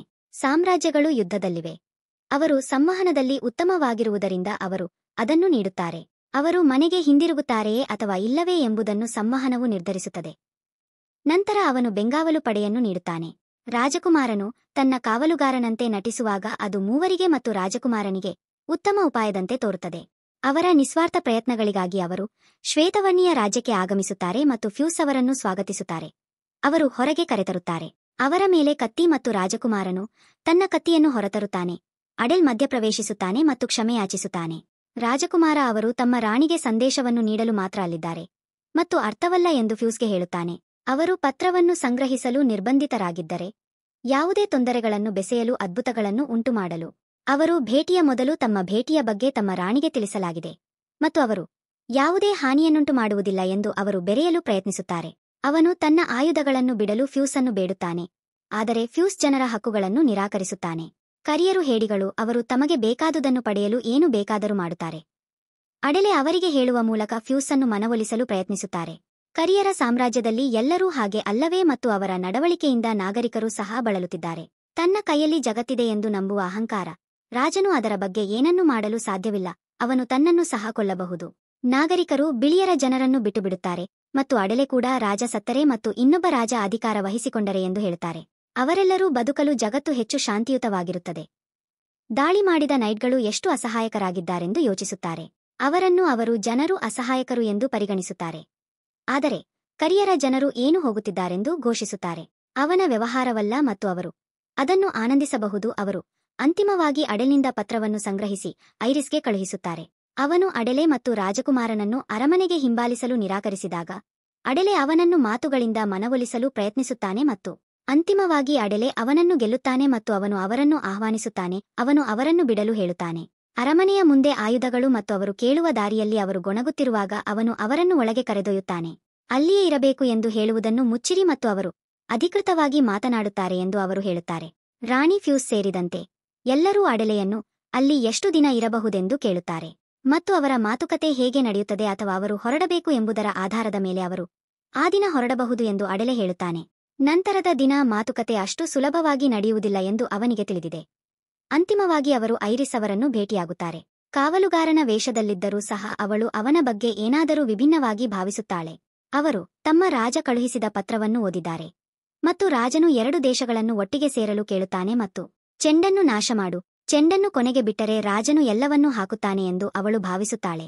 ತನ್ನ ಸಾಮ್ರಾಜ್ಯದ ಮೇಲೆ ಅವನ ರಕ್ತವನ್ನು ಬಯಸುತ್ತಾನೆ ಮತ್ತು ಅವುಗಳನ್ನು ನಾಶ ಮಾಡುವುದು ಚೆಂಡು 2 ರಾಜ್ಯಗಳನ್ನು ತೊಂದರೆಗೊಳಿಸುತ್ತಿದೆ ಎಂದು ಅವಳು ಒಪ್ಪಿಕೊಳ್ಳುತ್ತಾಳೆ ಮತ್ತು ಅವರಿಗೆ ದೀರ್ಘಾವಧಿಯ ಪರಿಹಾರದ ಅಗತ್ಯವಿದೆ. ಆದರೆ ಕರಿಯರೊಂದಿಗೆ ಕೈಜೋಡಿಸುವುದು ಉತ್ತಮ ಕಲ್ಪನೆ ಎಂದು ಅವಳು ಭಾವಿಸುವುದಿಲ್ಲ. ರಾಜಕುಮಾರ ಮಧ್ಯಪ್ರವೇಶಿಸುತ್ತಾನೆ ಮತ್ತು ಪ್ರಸ್ತುತ ರಾಜ ಅಡೆಲೆ ಇರುವ ಸ್ಥಾನವನ್ನು ಬಿಡುವವರೆಗೆ ಮಾತ್ರ ಬಿಳಿಯ ಮೇಲಿನ ಯುದ್ಧ ಮುಂದುವರಿಯುತ್ತದೆ ಎಂದು ಹೇಳುತ್ತಾನೆ. ಅವನು ಹಾಗೆ ಹೇಳಿದ್ದಾನೆ ಎಂದು ಆಘಾತಕ್ಕೊಳಗಾಗುತ್ತಾನೆ. ಆದರೆ ಅಡೆಲೆ ಅವನಿಗೆ ಮುಚ್ಚಿಡಬೇಕು. ಆದ್ದರಿಂದ ಈಗಿನ ರಾಜನು ಅನೇಕ ವರ್ಷಗಳನ್ನು ಕಳೆದಿದ್ದಾನೆ ಎಂದು ಅವನು ಹೇಳುತ್ತಾನೆ ಮತ್ತು ರಾಜೀನಾಮೆ ನೀಡಲು ಯೋಜಿಸುತ್ತಿದ್ದಾರೆ. ಆದ್ದರಿಂದ ಸಭೆಯು ಫ್ಯೂಸ್ ಅವರನ್ನು ಕರೆದೊಯ್ಯುವಾಗ ಶೀಘ್ರದಲ್ಲೇ ಬಿಳಿಯ ಮೇಲೆ ಶಾಂತಿ ಇರುತ್ತದೆ. ಅವರ ಕೊಠಡಿ ಮತ್ತು ಅವರು ರಾಜಕುಮಾರ ಕೇಳುವ ಮೊದಲು ಅವರು ಅತಿಥಿಗಳಾಗಿ ಉಳಿಯಲು ಹೇಳುತ್ತಾರೆ. ಅವನು ಐರಿಸ್ ಯಾವ ರೀತಿಯ ವ್ಯಕ್ತಿ ಆದರೆ ಫ್ಯೂಸ್ ಪ್ರಶ್ನೆಯನ್ನು ಹುಚ್ಚನೆಂದು ಭಾವಿಸುತ್ತಾನೆ ಮತ್ತು ಎಚ್ಚರಿಸುತ್ತಾನೆ. ರಾಜಕುಮಾರನು ತನ್ನ ಬಾಯಿಂದ ಐರಿಸ್ ಹೆಸರನ್ನು ಎಂದಿಗೂ ಉಲ್ಲೇಖಿಸಲಿಲ್ಲ. ಅವನು ಅವಳಿಗೆ ಕ್ಷಮೆಯಾಚಿಸಿದನು ಮತ್ತು ಅವರು ತಮ್ಮ ಕೋಣೆಗೆ ಹೋದರು. ಏತನ್ಮಧ್ಯೆ ಹಡಗು ಮನೆಗೆ ಮರಳುತ್ತದೆ ಮತ್ತು ರಾಯಭಾರಿ ಸುರಕ್ಷಿತವಾಗಿ ಹಿಂತಿರುಗುತ್ತಾನೆಯೇ ಎಂದು ಸವಾರರು ಆಶ್ಚರ್ಯಪಡುತ್ತಾರೆ ಎಂದು ಅವರು ಭಾವಿಸಿದ್ದಾರೆಂದು ಅವರು ಹೇಳಿದ್ದಾರೆ. ಅವರು ಅಲ್ಲಿಗೆ ಬಂದ ತಕ್ಷಣ ಬಿಳಿಯರು ಅವರನ್ನು ಕೊಲ್ಲುತ್ತಾರೆ. ಆದರೆ ಅಡೆಲೆಗೆ ಸಿಹಿಯಾದ ಬಾಯಿ ಇದೆ ಎಂದು ಅವರು ಭಾವಿಸುತ್ತಾರೆ. ಮಾತುಕತೆ ಚೆನ್ನಾಗಿ ನಡೆಯಬೇಕು ಎಂದು ವಾಲಿಸ್ ಕೇಳಿದ ದುಗಕಕ್ಕೆ ಯಾರೋ ಸಂದೇಶ ಕಳುಹಿಸಿದ್ದಾರೆ. ನಗರಕ್ಕೆ ಹಿಂದಿರುಗಿದಾಗ ಅವಳು ವಾಲಾಸ್ಗೆ ಭೇಟಿ ನೀಡುತ್ತಾಳೆ ಮತ್ತು ಅವಳ ದಾರಿಯಲ್ಲಿ ಹೋಗುತ್ತಾಳೆ. ಕೆಲವು ಪುರುಷರು ಅವಳನ್ನು ನೋಡುತ್ತಾರೆ ಮತ್ತು ಅವರು ಅವಳ ಶಕ್ತಿಯ ಬಗ್ಗೆ ಮಾತನಾಡುತ್ತಾರೆ. ಅವರು ಅವಳ ಸುತ್ತಲಿರುವ ಯಾರನ್ನಾದರೂ ವೀಕ್ಷಿಸಬಹುದು ಎಂದು ಅವರು ಹೇಳುತ್ತಾರೆ ಮತ್ತು ಅವರು ಖಚಿತವಾಗಿರುತ್ತಾರೆ. ಕೋಣೆಯಲ್ಲಿ ಶೀಘ್ರದಲ್ಲೇ ಅವರ ಮೇಲೆ ದಾಳಿ ಮಾಡಲು ಯೋಜಿಸಿರುವ ರಾಕ್ಷಸನನ್ನು ಹೊಂದಿಸಲು ಕರೆಯಲಾಯಿತು. ರಾಜಕುಮಾರ ಅಡೆಲೆಗೆ ಅವನಿಂದ ಏನು ತಪ್ಪಾಗಿದೆ ಎಂದು ಕೇಳುತ್ತಾನೆ. ಆದರೆ ಅಡೆಲೆ ರಾಜಕುಮಾರನಿಗೆ ಪ್ರಶ್ನೆಯನ್ನು ನಿರ್ದೇಶಿಸುತ್ತಾನೆ. ಅವನು ರಾಜಕುಮಾರನಿಗೆ ಏಕೆ ಎಂದು ಕೇಳುತ್ತಾನೆ. ಜಿಟೋನ್ನಲ್ಲಿ ಮಧ್ಯಪ್ರವೇಶಿಸುತ್ತಿದ್ದಾರೆ ಮತ್ತು ಬಿಳಿಯರ ಜನರು ಅವರನ್ನು ಇಷ್ಟಪಡುವುದಿಲ್ಲ ಮತ್ತು ಅವರು ಅದನ್ನು ನಂಬುತ್ತಾರೆ ಎಂದು ಹೇಳುತ್ತಾನೆ. ಕರಿಯರು ಯಾವಾಗಲೂ ತಪ್ಪಿತಸ್ಥರಾಗಿರುತ್ತಾರೆ. ಆದ್ದರಿಂದ ರಾಜಕುಮಾರ ಅವರನ್ನು ನಿಂದಿಸುವುದನ್ನು ಮುಂದುವರಿಸಲು ಸಾಧ್ಯವಿಲ್ಲ. ರಾಜಕುಮಾರನು ಐರಿಸ್ ಹೇಳಿಕೊಂಡಂತೆ ಭಿನ್ನವಾಗಿರಲು ಬೇಡಿಕೊಳ್ಳುತ್ತಾನೆ. ಮರುದಿನ ಅವನು ಅವಳನ್ನು ಶಾಂತಿಪ್ರಿಯ ವ್ಯಕ್ತಿಯಾಗಿ ನೋಡಿದನು. ಐರಿಸ್ ಅವರೊಂದಿಗೆ ಸಭೆಯನ್ನು ಕರೆದರು. ಅವರು ತಮ್ಮ ಸಂದೇಶದ ಬಗ್ಗೆ ಯೋಚಿಸಿದ್ದಾರೆಂದು ಹೇಳುತ್ತಾಳೆ. ಆದರೆ ಅವಳು ಹೇಳುವ ಪ್ರಶ್ನೆಯನ್ನು ಹೊಂದಿದ್ದಾಳೆ. ಅಡೆಲೆಗೆ ಆಘಾತವನ್ನುಂಟು ಮಾಡುವ ಪ್ರಶ್ನೆಯನ್ನು ರಾಜಕುಮಾರನಿಗೆ ನಿರ್ದೇಶಿಸಲು ಬಯಸುತ್ತಾನೆ ಮತ್ತು ರಾಜಕುಮಾರನು ಕೇವಲ ಕಾವಲುಗಾರ ಎಂದು ಐರಿಸ್ಗೆ ಹೇಳುತ್ತಾನೆ. ಐರಿಸ್ ಅವರು ಪ್ರಶ್ನೆಗಳಿಗೆ ಉತ್ತರಿಸಲು ಬಯಸುತ್ತಾರೆ ಎಂದು ಒತ್ತಾಯಿಸುತ್ತಾರೆ ಮತ್ತು ಅವರು ಕಪ್ಪು ಬಗ್ಗೆ ಏನು ಯೋಚಿಸುತ್ತಾರೆ ಎಂದು ಅವರು ಕೇಳುತ್ತಾರೆ. ಮೈತ್ರಿ ಅವಳ ಸಲಹೆಗಾರ ಅವಳನ್ನು ಎಚ್ಚರಿಸುತ್ತಾನೆ. ಪ್ರಶ್ನೆಯು ಅವಳು ಕಾವಲುಗಾರನಿಗೆ ಕೇಳಬೇಕಾದ ಪ್ರಶ್ನೆಯಲ್ಲ, ಆದರೆ ಅವಳು ಉತ್ತರಿಸಲು ಕೇಳುತ್ತಾಳೆ. ಕರಿಯರು ಚೆಂಡಿನಿಂದ ಪ್ರಭಾವಿತರಾಗಿದ್ದಾರೆ ಎಂದು ರಾಜಕುಮಾರ ಅವಳಿಗೆ ಹೇಳುತ್ತಾನೆ. ಅವನು ಅವರಲ್ಲಿ ಹಲವರನ್ನು ಕೊಂದಿದ್ದಾನೆ ಮತ್ತು ಅವರಾಗಿದ್ದರೆ ಅವನು ಯೋಚಿಸುತ್ತಾನೆ. ಮೈತ್ರಿಯನ್ನು ರಚಿಸಲಾಗಿದೆ, ಅದು ಮುಂದಿನ ಸಾವುಗಳನ್ನು ತಡೆಯುತ್ತದೆ. ಆದ್ದರಿಂದ ಅವರು ಸಭೆಯನ್ನು ಕರೆದ ಮರುದಿನ ಬೆಂಬಲದಲ್ಲಿದ್ದಾರೆ ಅವರೊಂದಿಗೆ ಮತ್ತು ಅವಳು ಮೈತ್ರಿ ಒಪ್ಪಂದದ ಫ್ಯೂಸ್ ಅನ್ನು ಅರಮನೆಯ ಮೂಲಕ ಒಪ್ಪಿಕೊಳ್ಳುತ್ತಾಳೆ ಮತ್ತು ಐರಿಸ್ನ ಖಾಲಿ ಆಸನವನ್ನು ವೀಕ್ಷಿಸುತ್ತಾಳೆ. ಅವಳು ಹೋರಾಟದಲ್ಲಿ ಸೇರಲು ಕರಿಯರ ರಾಜ್ಯಕ್ಕೆ ಹೋದಳು ಮತ್ತು ಅವಳು ಅವನನ್ನು ಅಲ್ಲಿಯೇ ಬಿಟ್ಟಳು. ಆ ಕ್ಷಣದಲ್ಲಿ ನಗರವನ್ನು ರಕ್ಷಿಸಲು ಶಿಮಾ ಅವರು ಅರಮನೆಯೊಳಗೆ ನಡೆದುಕೊಂಡು ಬಂದರು. ಅವಳು ಐರಿಸ್ಗೆ ವೀಕ್ಷಿಸಲು ಹೋಗಿದ್ದ ಪುನರ್ನಿರ್ಮಾಣದ ವರದಿಯನ್ನು ತಲುಪಿಸಲು ಪ್ರಯತ್ನಿಸುತ್ತಾಳೆ. ಆದರೆ ಅವಳು ಅದನ್ನು ನೋಡುತ್ತಾಳೆ. ಐರಿಸ್ ತನ್ನ ಕುರ್ಚಿಯಲ್ಲಿಲ್ಲ. ಅವಳು ಐರಿಸ್ ಎಲ್ಲಿದೆ ಎಂದು ಫ್ಯೂಸ್ ಕೇಳುತ್ತಾಳೆ ಮತ್ತು ಅವನು ಅವಳಿಗೆ ಐರಿಸ್ ಇದೆ ಎಂದು ಹೇಳುತ್ತಾನೆ. ಕರಿಯರ ರಾಜ್ಯಕ್ಕೆ ಹೋದ ಅವನು ಅಡೆಲೆ ಮತ್ತು ರಾಜಕುಮಾರನಿಂದ ಪಡೆದ ಪತ್ರವನ್ನು ಅವಳಿಗೆ ನೀಡುತ್ತಾನೆ ಮತ್ತು ಅವಳು ಓದಿದಾಗ ಪತ್ರದ ಒಂದು ಭಾಗವು ರಾಯಭಾರಿಯನ್ನು ಬಿಳಿಯರ ಸಾಮ್ರಾಜ್ಯದಲ್ಲಿ ಬಂಧಿತನಾಗಿರಬೇಕೆಂದು ತೋರಿಸಿದೆ ಎಂದು ಅವಳು ಬಹಿರಂಗಪಡಿಸುತ್ತಾಳೆ. ಐರಿಸ್ ಮರಳಿ ಬರುತ್ತದೆ. ಆದ್ದರಿಂದ ಕರಿಯರು ಐರಿಸ್ ಅನ್ನು ಸುರಕ್ಷಿತವಾಗಿ ಬಿಡುಗಡೆ ಮಾಡುತ್ತಾರೆ ಎಂದು ಅವರು ಖಚಿತವಾಗಿ ಹೇಳಬಹುದು. ಅಡೆಲ್ ಮತ್ತು ರಾಜಕುಮಾರ ಬಯಸಿದಲ್ಲಿ ಅರಮನೆಯನ್ನು ರಕ್ಷಿಸಲು ತಾನು ಅರಮನೆಯಲ್ಲಿ ಉಳಿದಿದ್ದೇನೆ ಎಂದು ಫಲಿತಾಂಶ ಫ್ಯೂಸ್ ಶಿಮಾಗೆ ಹೇಳುತ್ತಾನೆ. ಯಾವುದೇ ಕೆಟ್ಟ ಕಾರ್ಯವನ್ನು ಮಾಡಲು ಅವಳು ಪುನರ್ನಿರ್ಮಾಣವು ಸಾಕಷ್ಟು ಚೆನ್ನಾಗಿ ನಡೆಯುತ್ತಿದೆ ಎಂದು ವರದಿ ಮಾಡುತ್ತಾಳೆ. ಫ್ಯೂಸ್ ಅವಳಿಗೆ ಹೇಳುತ್ತಾನೆ, ರಾಯಭಾರಿಯು ಯಾವುದೇ ಕೆಟ್ಟದ್ದನ್ನು ಅರ್ಥೈಸುವುದಿಲ್ಲ ಎಂದು ತಾನು ಭಾವಿಸುತ್ತೇನೆ ಮತ್ತು ಅವರು ಈಗಷ್ಟೇ ವಿಶ್ರಾಂತಿ ಪಡೆಯುತ್ತಿದ್ದಾರೆ. ಶಿಮಾ ಅವರನ್ನು ಭೇಟಿಯಾಗಲು ಉತ್ಸುಕರಾಗಿದ್ದಾರೆ. ರಾಯಭಾರಿಗಳು ಆದರೆ ತಾನು ದಣಿದಿದ್ದೇನೆ ಎಂದು ಹೇಳುತ್ತಾಳೆ. ಹಾಗಾಗಿ ಅವರನ್ನು ಒಬ್ಬರಿಗೊಬ್ಬರು ಪರಿಚಯಿಸಲು ಎಫನ್ನು ಕೇಳುತ್ತಾಳೆ. ನಂತರ ಕಪ್ಪು ಐರಿಸ್ ಸಾಮ್ರಾಜ್ಯದಲ್ಲಿ ಬಂದು ವ್ಯಾಪಾರಿಯ ಸುತ್ತಲೂ ಹಾರುತ್ತದೆ. ತನ್ನ ಖರೀದಿದಾರನಿಗೆ ಮಾರುತ್ತಾನೆ ಮತ್ತು ಖರೀದಿದಾರನು ಹೊರಟು ಹೋದ ನಂತರ ಅವನು ನಗರದ ಸುತ್ತಲೂ ಏನಾದರೂ ವಿಚಿತ್ರವಾದದ್ದನ್ನು ಅನುಭವಿಸುತ್ತಾನೆ ಎಂದು ಅವನು ಭಾವಿಸುತ್ತಾನೆ. ಆ ದಿನ ಸಂಭವಿಸುತ್ತದೆ ಮತ್ತು ಅದೇ ಸಮಯದಲ್ಲಿ ಅವನು ಐರಿಸ್ ಆಕಾಶದಿಂದ ಹಾರುತ್ತಿರುವುದನ್ನು ನೋಡುತ್ತಾನೆ ಮತ್ತು ಅವನು ತನ್ನ ಹೆಂಡತಿಗೆ ಅಂಗಡಿಯನ್ನು ಪ್ಯಾಕ್ ಮಾಡಲು ಹೇಳುತ್ತಾನೆ, ಏಕೆಂದರೆ ಅವರು ಆ ಪರಿಸ್ಥಿತಿಯಲ್ಲಿ ಇಲ್ಲದಿದ್ದರೆ ಉತ್ತಮ. ಗ್ರೋಸಾ ಮತ್ತು ವಾಲಿಸ್ ನೇತೃತ್ವದ ಅವರ ನೈಟ್ಸ್ ಮತ್ತು ಮಂತ್ರವಾದಿಗಳೊಂದಿಗೆ ಚೆಂಡನ್ನು ಹೋರಾಡಲು ಸಿದ್ಧರಾಗುತ್ತಾರೆ. ಐರಿಸ್ ಜೊತೆಗಿನ ಮಾತುಕತೆ ಯಶಸ್ವಿಯಾಗಿದೆಯೇ ಎಂದು ಅವರಿಗೆ ಖಚಿತವಿಲ್ಲ ಮತ್ತು ವಲಿಸನ್ನು ಲೆಕ್ಕಿಸದೆ ಅವರು ಗೆಲ್ಲಬಹುದೇ ಎಂದು ಅವರಿಗೆ ತಿಳಿದಿಲ್ಲ. ಎರಡು ಪ್ರಪಂಚಗಳಲ್ಲಿ ಸಮತೋಲನದ ಕ್ರಮವನ್ನು ಧಿಕ್ಕರಿಸುವವನು ಬಂದಿದ್ದಾನೆ ಎಂದು ಅಹಂಕಾರದ ರಾಜನನ್ನು ಓಡಿಸಲು ತನ್ನ ಜನರನ್ನು ಪ್ರೋತ್ಸಾಹಿಸುತ್ತಾನೆ. ಮತ್ತು ಅವನು ಸಾಮಾನ್ಯವಾಗಿ ಮಾಡುವಂತೆ ಅವನು ತನ್ನ ಇಡೀ ನಗರವನ್ನು ತನ್ನ ಇಚ್ಛೆಯಂತೆ ನಾಶಪಡಿಸುತ್ತಾನೆ ಮತ್ತು ಅವನು ಅವರಲ್ಲಿ ಹೆಚ್ಚಿನವರನ್ನು ಕೊಲ್ಲುತ್ತಾರೆ. ಅವನಿಗೆ ಯುದ್ಧಕ್ಕೆ ಯಾವುದೇ ಕಾರಣವಿಲ್ಲ ಮತ್ತು ಅದನ್ನು ನಾಶ ಮಾಡುವುದನ್ನು ಅವನು ಆನಂದಿಸುತ್ತಾನೆ. ನಗರವನ್ನು ಉಳಿಸಲು ಉದ್ದೇಶಿಸಿದ್ದಾರೆ. ಅವರು ಹಾಗೆ ಮಾಡಲು ಕಷ್ಟವಾಗಬಹುದು ಎಂದು ಅವರು ಒಪ್ಪಿಕೊಳ್ಳುತ್ತಾರೆ, ಆದರೆ ಅದು ಅವರದು. ಪ್ರತಿಕ್ರಿಯೆಗಳು ತಮ್ಮ ನಗರಕ್ಕಾಗಿ ಹೋರಾಡುವ ಸಾಮರ್ಥ್ಯವನ್ನು ಹೊಂದಿರುತ್ತಾರೆ ಮತ್ತು ಯುದ್ಧವು ಪ್ರಾರಂಭವಾಗುತ್ತದೆ ಮತ್ತು ಕೆಲವು ಕಪ್ಪು ರಾಕ್ಷಸರನ್ನು ಕಳುಹಿಸಲಾಗುತ್ತದೆ ಎಂದು ಅವರು ಮಾಡುತ್ತಾರೆ. ಬಾಲ್ ಮಾಡಲು ಅವರು ಅವನನ್ನು ಹೊಡೆದರು, ಆದರೆ ಅವನು ತನ್ನ ಕೈಗಳನ್ನು ಬಳಸಿ ಅವರನ್ನು ಹೇಳಿ ಕಳುಹಿಸುತ್ತಾನೆ. ಅವನಂತಹ ವ್ಯಕ್ತಿಯ ವಿರುದ್ಧ ಹೋರಾಡಲು ಅವರು ತುಂಬಾ ಚಿಕ್ಕವರು. ಅವನು ಗ್ರೋಸಾಳನ್ನು ಎದುರಿಸುತ್ತಾನೆ ಮತ್ತು ಅವಳ ಮಾಜಸ್ ಗ್ರೋಸಾ ಬಾಣಗಳನ್ನು ಎಸೆಯುತ್ತಾನೆ. ಅವನು ಮತ್ತು ಅವನ ಲೋಹದ ದೇಹವು ಅವರ ಎಲ್ಲಾ ಬಾಣಗಳನ್ನು ಒಡೆಯುತ್ತದೆ, ಆದರೆ ಅವಳು ಹೆದರುತ್ತಾಳೆ. ತನ್ನನ್ನು ತಾನು ಚೆನ್ನಾಗಿರಲು ಪ್ರೋತ್ಸಾಹಿಸುತ್ತಾಳೆ ಮತ್ತು ಬಾಣಗಳ ಮುಂದಿನ ಹೊಡೆತವನ್ನು ಕಳುಹಿಸಲು ಅವಳು ತನ್ನ ಮಾಂತ್ರಿಕರಿಗೆ ಹೇಳುತ್ತಾಳೆ, ಚೆಂಡನ್ನು ಅವರಿಗೆ ಹೇಳುತ್ತಾ ನಗುತ್ತಾಳೆ. ಅವನನ್ನು ಭೇದಿಸಲಾರವು. ಅವರು ನಿಂತಿರುವ ಕಟ್ಟಡವನ್ನು ನಾಶಮಾಡಲು ಹೋಗುತ್ತಾರೆ, ಆದರೆ ಗ್ರೋಸಾ ಅದೃಷ್ಟವಶಾತ್ ಕಟ್ಟಡದಿಂದ ಜಿಗಿಯುವ ಮೂಲಕ ಬದುಕುಳಿದರು. ಅವರು ಅವನ ಮೇಲೆ ಕೆಲವು ಬೆಂಕಿಯ ಕಂಬಗಳನ್ನು ಕಳುಹಿಸಿದರು ಮತ್ತು ಅವನು ಅದನ್ನು ಒಪ್ಪಿಕೊಳ್ಳುತ್ತಾನೆ.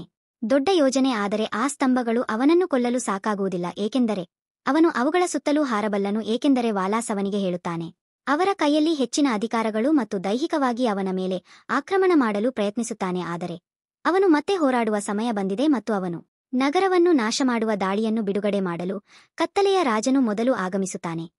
ಅವನು ತನ್ನ ಎಲ್ಲಾ ನಾಗರಿಕರನ್ನು ತೆರವುಗೊಳಿಸುತ್ತಾನೆ. ಮುಂದುವರಿದರೆ ಅವರು ಸಾಯುತ್ತಾರೆ ಎಂದು ಅವನಿಗೆ ತಿಳಿದಿರುವಂತೆ ಯುದ್ಧಭೂಮಿಯಿಂದ ಚೆಂಡು ಅವನ ಶ್ರೇಷ್ಠ ಕಾರ್ಯಗಳಿಗಾಗಿ ಅವನನ್ನು ಪ್ರಶಂಸಿಸುತ್ತದೆ.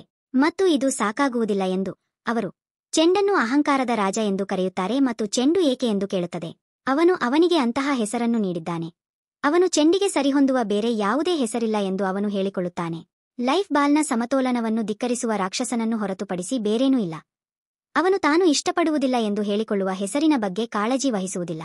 ರಾಕ್ಷಸ ಅಥವಾ ರಾಕ್ಷಸ ಎಂದು ಕರೆಯುತ್ತಾರೆ, ಆದರೆ ಕತ್ತಲೆಯ ರಾಜ ತನ್ನ ಹೆಸರನ್ನು ಇಡುವ ಸಂತೋಷಕ್ಕೆ ಅರ್ಹನೆಂದು ಅವನು ಭಾವಿಸುವುದಿಲ್ಲ. ಫೈಟ್ ಐರಿಸ್ ಆಗಮನದಂತೆ ಅವನು ಹೋರಾಡಲು ಬಯಸುತ್ತಾನೆ ಎಂದು ತಿಳಿದಿದ್ದರೆ ಅವನ ಜೀವನದಲ್ಲಿ ಬೆಳಕನ್ನು ಪಡೆಯಲು ಪ್ರಯತ್ನಿಸಲು ಕತ್ತಲೆಯ ರಾಜನಿಗೆ ಸಲಹೆ ನೀಡುತ್ತಾನೆ. ಚೆಂಡನ್ನು ಹಿಡಿದಿಡಲು ಬಿಳಿ ಪಟ್ಟಿಯನ್ನು ತರುವಾಗ ಅವಳು ಅಲ್ಲಿರಬೇಕೆಂದು ನಿರೀಕ್ಷಿಸಿರಲಿಲ್ಲ. ಅವಳು ಏನು ಮಾಡುತ್ತಿದ್ದಾಳೆ ಮತ್ತು ಅವನ ಹೆಮ್ಮೆಯನ್ನು ನುಂಗಲು ಮತ್ತು ಐರಿಸ್ ತನ್ನ ಪರವಾಗಿ ಹೋರಾಡಲು ಆಹ್ವಾನಿಸಿದ್ದಕ್ಕಾಗಿ ಕತ್ತಲೆಯ ರಾಜನನ್ನು ಅಪಹಾಸ್ಯ ಮಾಡುತ್ತಾಳೆ. ಕತ್ತಲೆಯ ರಾಜ ವ್ಯರ್ಥತ ಕಾಳಜಿ ವಹಿಸುವುದಿಲ್ಲ. ಅವನು ಕಾಳಜಿ ವಹಿಸುವ ಎಲ್ಲವೂ ಪ್ರಪಂಚದ ಸಮತೋಲನ ಮತ್ತು ಅವನು ಅದನ್ನು ಪಡೆದರೆ ಎಂದು ಹೇಳಿಕೊಳ್ಳುತ್ತಾನೆ. ಚೆಂಡನ್ನು ನಾಶಪಡಿಸುವ ಅವನು ಚೆಂಡನ್ನು ನಾಶಪಡಿಸುತ್ತಾನೆ. ಅವನು ಚೆಂಡನ್ನು ತನ್ನ ಶಾಶ್ವತ ಜೈಲಿಗೆ ಸೆರೆಹಿಡಿಯಲು ಹೊರಟನು, ಆದರೆ ಚೆಂಡು ಅವನು ಏಕೆ ಎಂದು ಆಶ್ಚರ್ಯಪಡುತ್ತಾನೆ. ಕೊಲ್ಲಲ್ಪಟ್ಟಿಲ್ಲ, ಬದಲಿಗೆ ಇನ್ನೊಂದು ಜೈಲಿಗೆ ಪ್ರವೇಶಿಸುವಾಗ ಕತ್ತಲೆಯ ರಾಜ ಅವನಿಂದ ಏನನ್ನು ಬಯಸಬಹುದು ಎಂಬುದನ್ನು ಚೆಂಡು ಲೆಕ್ಕಾಚಾರ ಮಾಡುತ್ತದೆ. ಕೈ ಐರಿಸ್ ತನ್ನ ಎಲ್ಲಾ ಶಕ್ತಿಯನ್ನು ದಣಿದಿದೆ ಮತ್ತು ಅವಳು ಹಿಂತಿರುಗಲು ಸಾಕಾಗುವುದಿಲ್ಲ.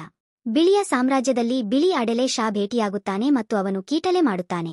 ಇಷ್ಟು ದೊಡ್ಡ ಸಮುದಾಯದಲ್ಲಿ ಮಂತ್ರವಾದಿಗಳ ಮುಖ್ಯಸ್ಥರು ಅವನ ಗಮನಕ್ಕೆ ಬರುವಷ್ಟು ಸುಂದರವಾಗಿರುತ್ತಾರೆ ಎಂದು ಅವನು ನಿರೀಕ್ಷಿಸಿರಲಿಲ್ಲ. ಹೊಗಳುವ ಮತ್ತು ಅವನನ್ನು ಇದ್ದಕ್ಕಿದ್ದಂತೆ ನಿಲ್ಲಿಸುತ್ತಾನೆ. ರಾಜಕುಮಾರ ಐರಿಸ್ ದುರ್ಬಲವಾಗಿ ಹಾರುತ್ತಿರುವುದನ್ನು ನೋಡುತ್ತಾನೆ ಮತ್ತು ಅವನು ಶಿವ ಮತ್ತು ಫ್ಯೂಸ್ ಮೊದಲು ಅವಳನ್ನು ಒಯ್ಯಲು ಓಡಿ ಅವಳು ಬರುವುದನ್ನು ಗಮನಿಸಿ ಅವನು ಅವಳನ್ನು ಕೆಳಗೆ ಬೀಳಿಸಿ ಮತ್ತು ಶಿಯಾ ತನ್ನ ಶಕ್ತಿಯನ್ನು ದಣಿದಿರುವುದನ್ನು ಗಮನಿಸುತ್ತಾಳೆ. ಆದ್ದರಿಂದ ಅವಳು ತನ್ನನ್ನು ತೆಗೆದುಕೊಳ್ಳಲು ಫ್ಯೂಸ್ಗೆ ಸೂಚಿಸುತ್ತಾಳೆ. ಅರಮನೆಗೆ ಮತ್ತು ರಾಜಕುಮಾರ ಮತ್ತು ಅಡೆಲೆಗೆ ತಮ್ಮ ಕೋಣೆಯಲ್ಲಿ ಉಳಿಯಲು ಹೇಳುತ್ತಾಳೆ. ಅಯಾರ್ ತನ್ನನ್ನು ತಾನು ಸಂಪರ್ಕಿಸಿಕೊಂಡಿರುವುದನ್ನು ಗಮನಿಸುತ್ತಾನೆ. ಐರಿಸ್ಗಾಗಿ ಕಾಳಜಿ ವಹಿಸುವಾಗ ಅವಳ ದೈಹಿಕ ಶಕ್ತಿಯನ್ನು ತೆಗೆದುಕೊಳ್ಳುವ ರೂಮ್ಗಳು ಅವಳು ಫ್ಯೂಸ್ ಅನ್ನು ಕೇಳುತ್ತಾಳೆ. ಅಡೆಲ್ ಮತ್ತು ರಾಜಕುಮಾರನಿಗೆ ಯುದ್ಧದ ವರದಿಯನ್ನು ಹೇಳಲು. ಆದ್ದರಿಂದ ಅವರು ಐರಿಸ್ನ ಬಗ್ಗೆ ಗೊಂದಲಕ್ಕೊಳಗಾದ ರಾಜಕುಮಾರ ಕೋಣೆಯಲ್ಲಿ ಹಿಂತಿರುಗಬಹುದು. ಶಿವನನ್ನು ಇಷ್ಟಪಡುತ್ತಾರೆ ಎಂದು ಹೇಳುವ ಮೂಲಕ ಅವನನ್ನು ಕೀಟಲೆ ಮಾಡಲು ಬಂದಾಗ ಆರೋಗ್ಯ ಮತ್ತು ರಾಜಕುಮಾರ ಐರಿಸ್ಗೆ ಆದ್ಯತೆ ನೀಡುತ್ತಾನೆ ಎಂದು ಅವನಿಗೆ ತಿಳಿದಿದೆ ಎಂದು ರಾಜಕುಮಾರ ಅವನಿಗೆ ಹೇಳುತ್ತಾನೆ. ಅವರು ಆ ರೀತಿಯ ಸಂಭಾಷಣೆಯನ್ನು ಹೊಂದಲು ಉತ್ತಮ ಸ್ಥಿತಿಯಲ್ಲಿಲ್ಲ ಮತ್ತು ಅವರು ಫ್ಯೂಸ್ ಬಿಡಲು ಹೊರಟಿರುವಾಗ ರಾಜಕುಮಾರ ಬರುತ್ತದೆ. ಐರಿಸ್ ಬಗ್ಗೆ ಫ್ಯೂಸ್ ಕೇಳುತ್ತಾನೆ, ಆದರೆ ಫ್ಯೂಸ್ ಅವನಿಗೆ ಕೇಳುವ ಹಕ್ಕು ಇಲ್ಲ ಎಂದು ಕಿರುಚುತ್ತಾನೆ. ಐರಿಸ್ ಚೆನ್ನಾಗಿರುತ್ತಾರೆ ಮತ್ತು ಅವರು ಯುದ್ಧವು ಕೊನೆಗೊಂಡಿದೆ ಎಂದು ವರದಿ ಮಾಡುತ್ತಾರೆ. ಗ್ರೋವಾ ಮನೆಗೆ ದಣಿದ ಮತ್ತು ದಣಿದ ಮನೆಗೆ ಹಿಂದಿರುಗಬಹುದು. ಅವಳು ಇದ್ದಕ್ಕಿದ್ದಂತೆ ಭೇಟಿಯಾಗುತ್ತಾಳೆ. ಚೆಂಡನ್ನು ಸೀಲಿಂಗ್ ಮಾಡುವುದರಿಂದ ತಮ್ಮ ರಾಜ್ಯಕ್ಕೆ ಹೆಚ್ಚು ಒಳ್ಳೆಯದನ್ನು ಮಾಡಿದೆ ಎಂದು ಅವಳಿಗೆ ಹೇಳುವ ವಾಲಿಸ್ ಮತ್ತು ಅವಳು ದಣಿದಿದ್ದಾಳೆ ಎಂದು ಅವನಿಗೆ ತಿಳಿದಿದೆ. ಆದರೆ ಅವಳು ಇನ್ನೂ ವ್ರೈ ಸಾಮ್ರಾಜ್ಯಕ್ಕೆ ತಲುಪಿಸಲು ಸಂದೇಶವನ್ನು ಹೊಂದಿದ್ದು ಅವನು ಅವಳಿಗೆ ಬಿಳಿಯ ರಾಜ್ಯಕ್ಕೆ ಕರೆದೊಯ್ಯಲು ಪತ್ರವನ್ನು ನೀಡುತ್ತಾನೆ ಮತ್ತು ಅವಳು ಹೊರಡುವಾಗ ಕತ್ತಲೆಯ ರಾಜಕುಮಾರ ಗ್ರಿಜಾ ಅವರು ಸ್ವಲ್ಪ ವಿಶ್ರಾಂತಿ ತೆಗೆದುಕೊಳ್ಳಲು ಸಹ ಅನುಮತಿಸಲಿಲ್ಲ ಎಂದು ಕೋಪಗೊಂಡು ಹೊರಟು ಹೋದುದನ್ನು ಅವಳು ನೆನಪಿಸಿಕೊಳ್ಳುತ್ತಾಳೆ. ಯುದ್ಧದಿಂದ ಅವಳು ಕೇವಲ ಹೋರಾಟವನ್ನು ಮುಗಿಸಿದ್ದಳು ಮತ್ತು ಅವರು ಅವಳನ್ನು ತಕ್ಷಣವೇ ಬಿಳಿಯರಿಗೆ ಸಾಗಿಸುತ್ತಿದ್ದಾರೆ. ರಾಜಕುಮಾರನು ಬಿಳಿಯರ ಸಾಮ್ರಾಜ್ಯದಲ್ಲಿದ್ದಾನೆ ಮತ್ತು ಅವಳು ಪಡೆದಾಗ ಅದರ ಬಗ್ಗೆ ಯೋಚಿಸಿದಾಗ ಅವಳ ಕೋಪವನ್ನು ಮರುಪರಿಶೀಲಿಸುತ್ತದೆ. ಬಿಳಿಯ ಸಾಮ್ರಾಜ್ಯಕ್ಕೆ ಅವನನ್ನು ಅಲ್ಲಿ ನೋಡುತ್ತಾಳೆ. ಅದು ಬಿಳಿಯ ಸಾಮ್ರಾಜ್ಯದಲ್ಲಿ ಬೆಳಿಗ್ಗೆ ಮತ್ತು ಬಿಳಿ ನಕ್ಷತ್ರ ತನುಕಿಗಳು ಆನಂದಿಸುತ್ತಾರೆ. ಸಂತೋಷದಿಂದ ಆಕಾಶದಲ್ಲಿ ಹಾರುವ ಮೂಲಕ ರಾಣಿ ಉತ್ತಮಗೊಂಡಳು ಮತ್ತು ಅವಳು ಅಡೆಲೆ ಮತ್ತು ರಾಜಕುಮಾರನನ್ನು ಕರೆದು ಯುದ್ಧವು ಮುಗಿದಿದೆ ಎಂದು ಅವಳು ಘೋಷಿಸುತ್ತಾಳೆ ಮತ್ತು ಯುದ್ಧಕ್ಕೆ ಸೇರಿದ್ದಕ್ಕಾಗಿ ಅಡೆಲೆ ಅವಳನ್ನು ಪ್ರಶಂಸಿಸುತ್ತಾಳೆ. ಆದರೆ ಅವಳು ಕೇವಲ ಹೆಚ್ಚು ಮಾಡಿದಳು ಮತ್ತು ಅವಳು ತನಗೆ ಸ್ವಲ್ಪ ಮಾತ್ರ ಸಾಲ ನೀಡಿದ್ದರಿಂದ ಅಷ್ಟು ವೈಭವವನ್ನು ತೆಗೆದುಕೊಳ್ಳುವ ಹಕ್ಕು ತನಗೆ ಇಲ್ಲ ಎಂದು ಅವಳು ಹೇಳುತ್ತಾಳೆ. ಅಧಿಕಾರವನ್ನು ಕರಿಯರು ಬಹಳಷ್ಟು ಕಳೆದುಕೊಂಡರು. ಅಲ್ಲಿ ಜೀವನ ಮತ್ತು ಆಸ್ತಿಗಳೆರಡೂ ನಾಶವಾದವು ಮತ್ತು ಅವರು ಅದನ್ನು ಮಾಡುತ್ತಾರೆ ಎಂದು ಅವರು ಭಾವಿಸುತ್ತಾರೆ. ಶೀಘ್ರದಲ್ಲೇ ಚೇತರಿಸಿಕೊಳ್ಳಲು ಅಡೆಲೆ ತನ್ನನ್ನು ಚಿಂತಿಸಬೇಡ ಎಂದು ಕೇಳುತ್ತಾಳೆ.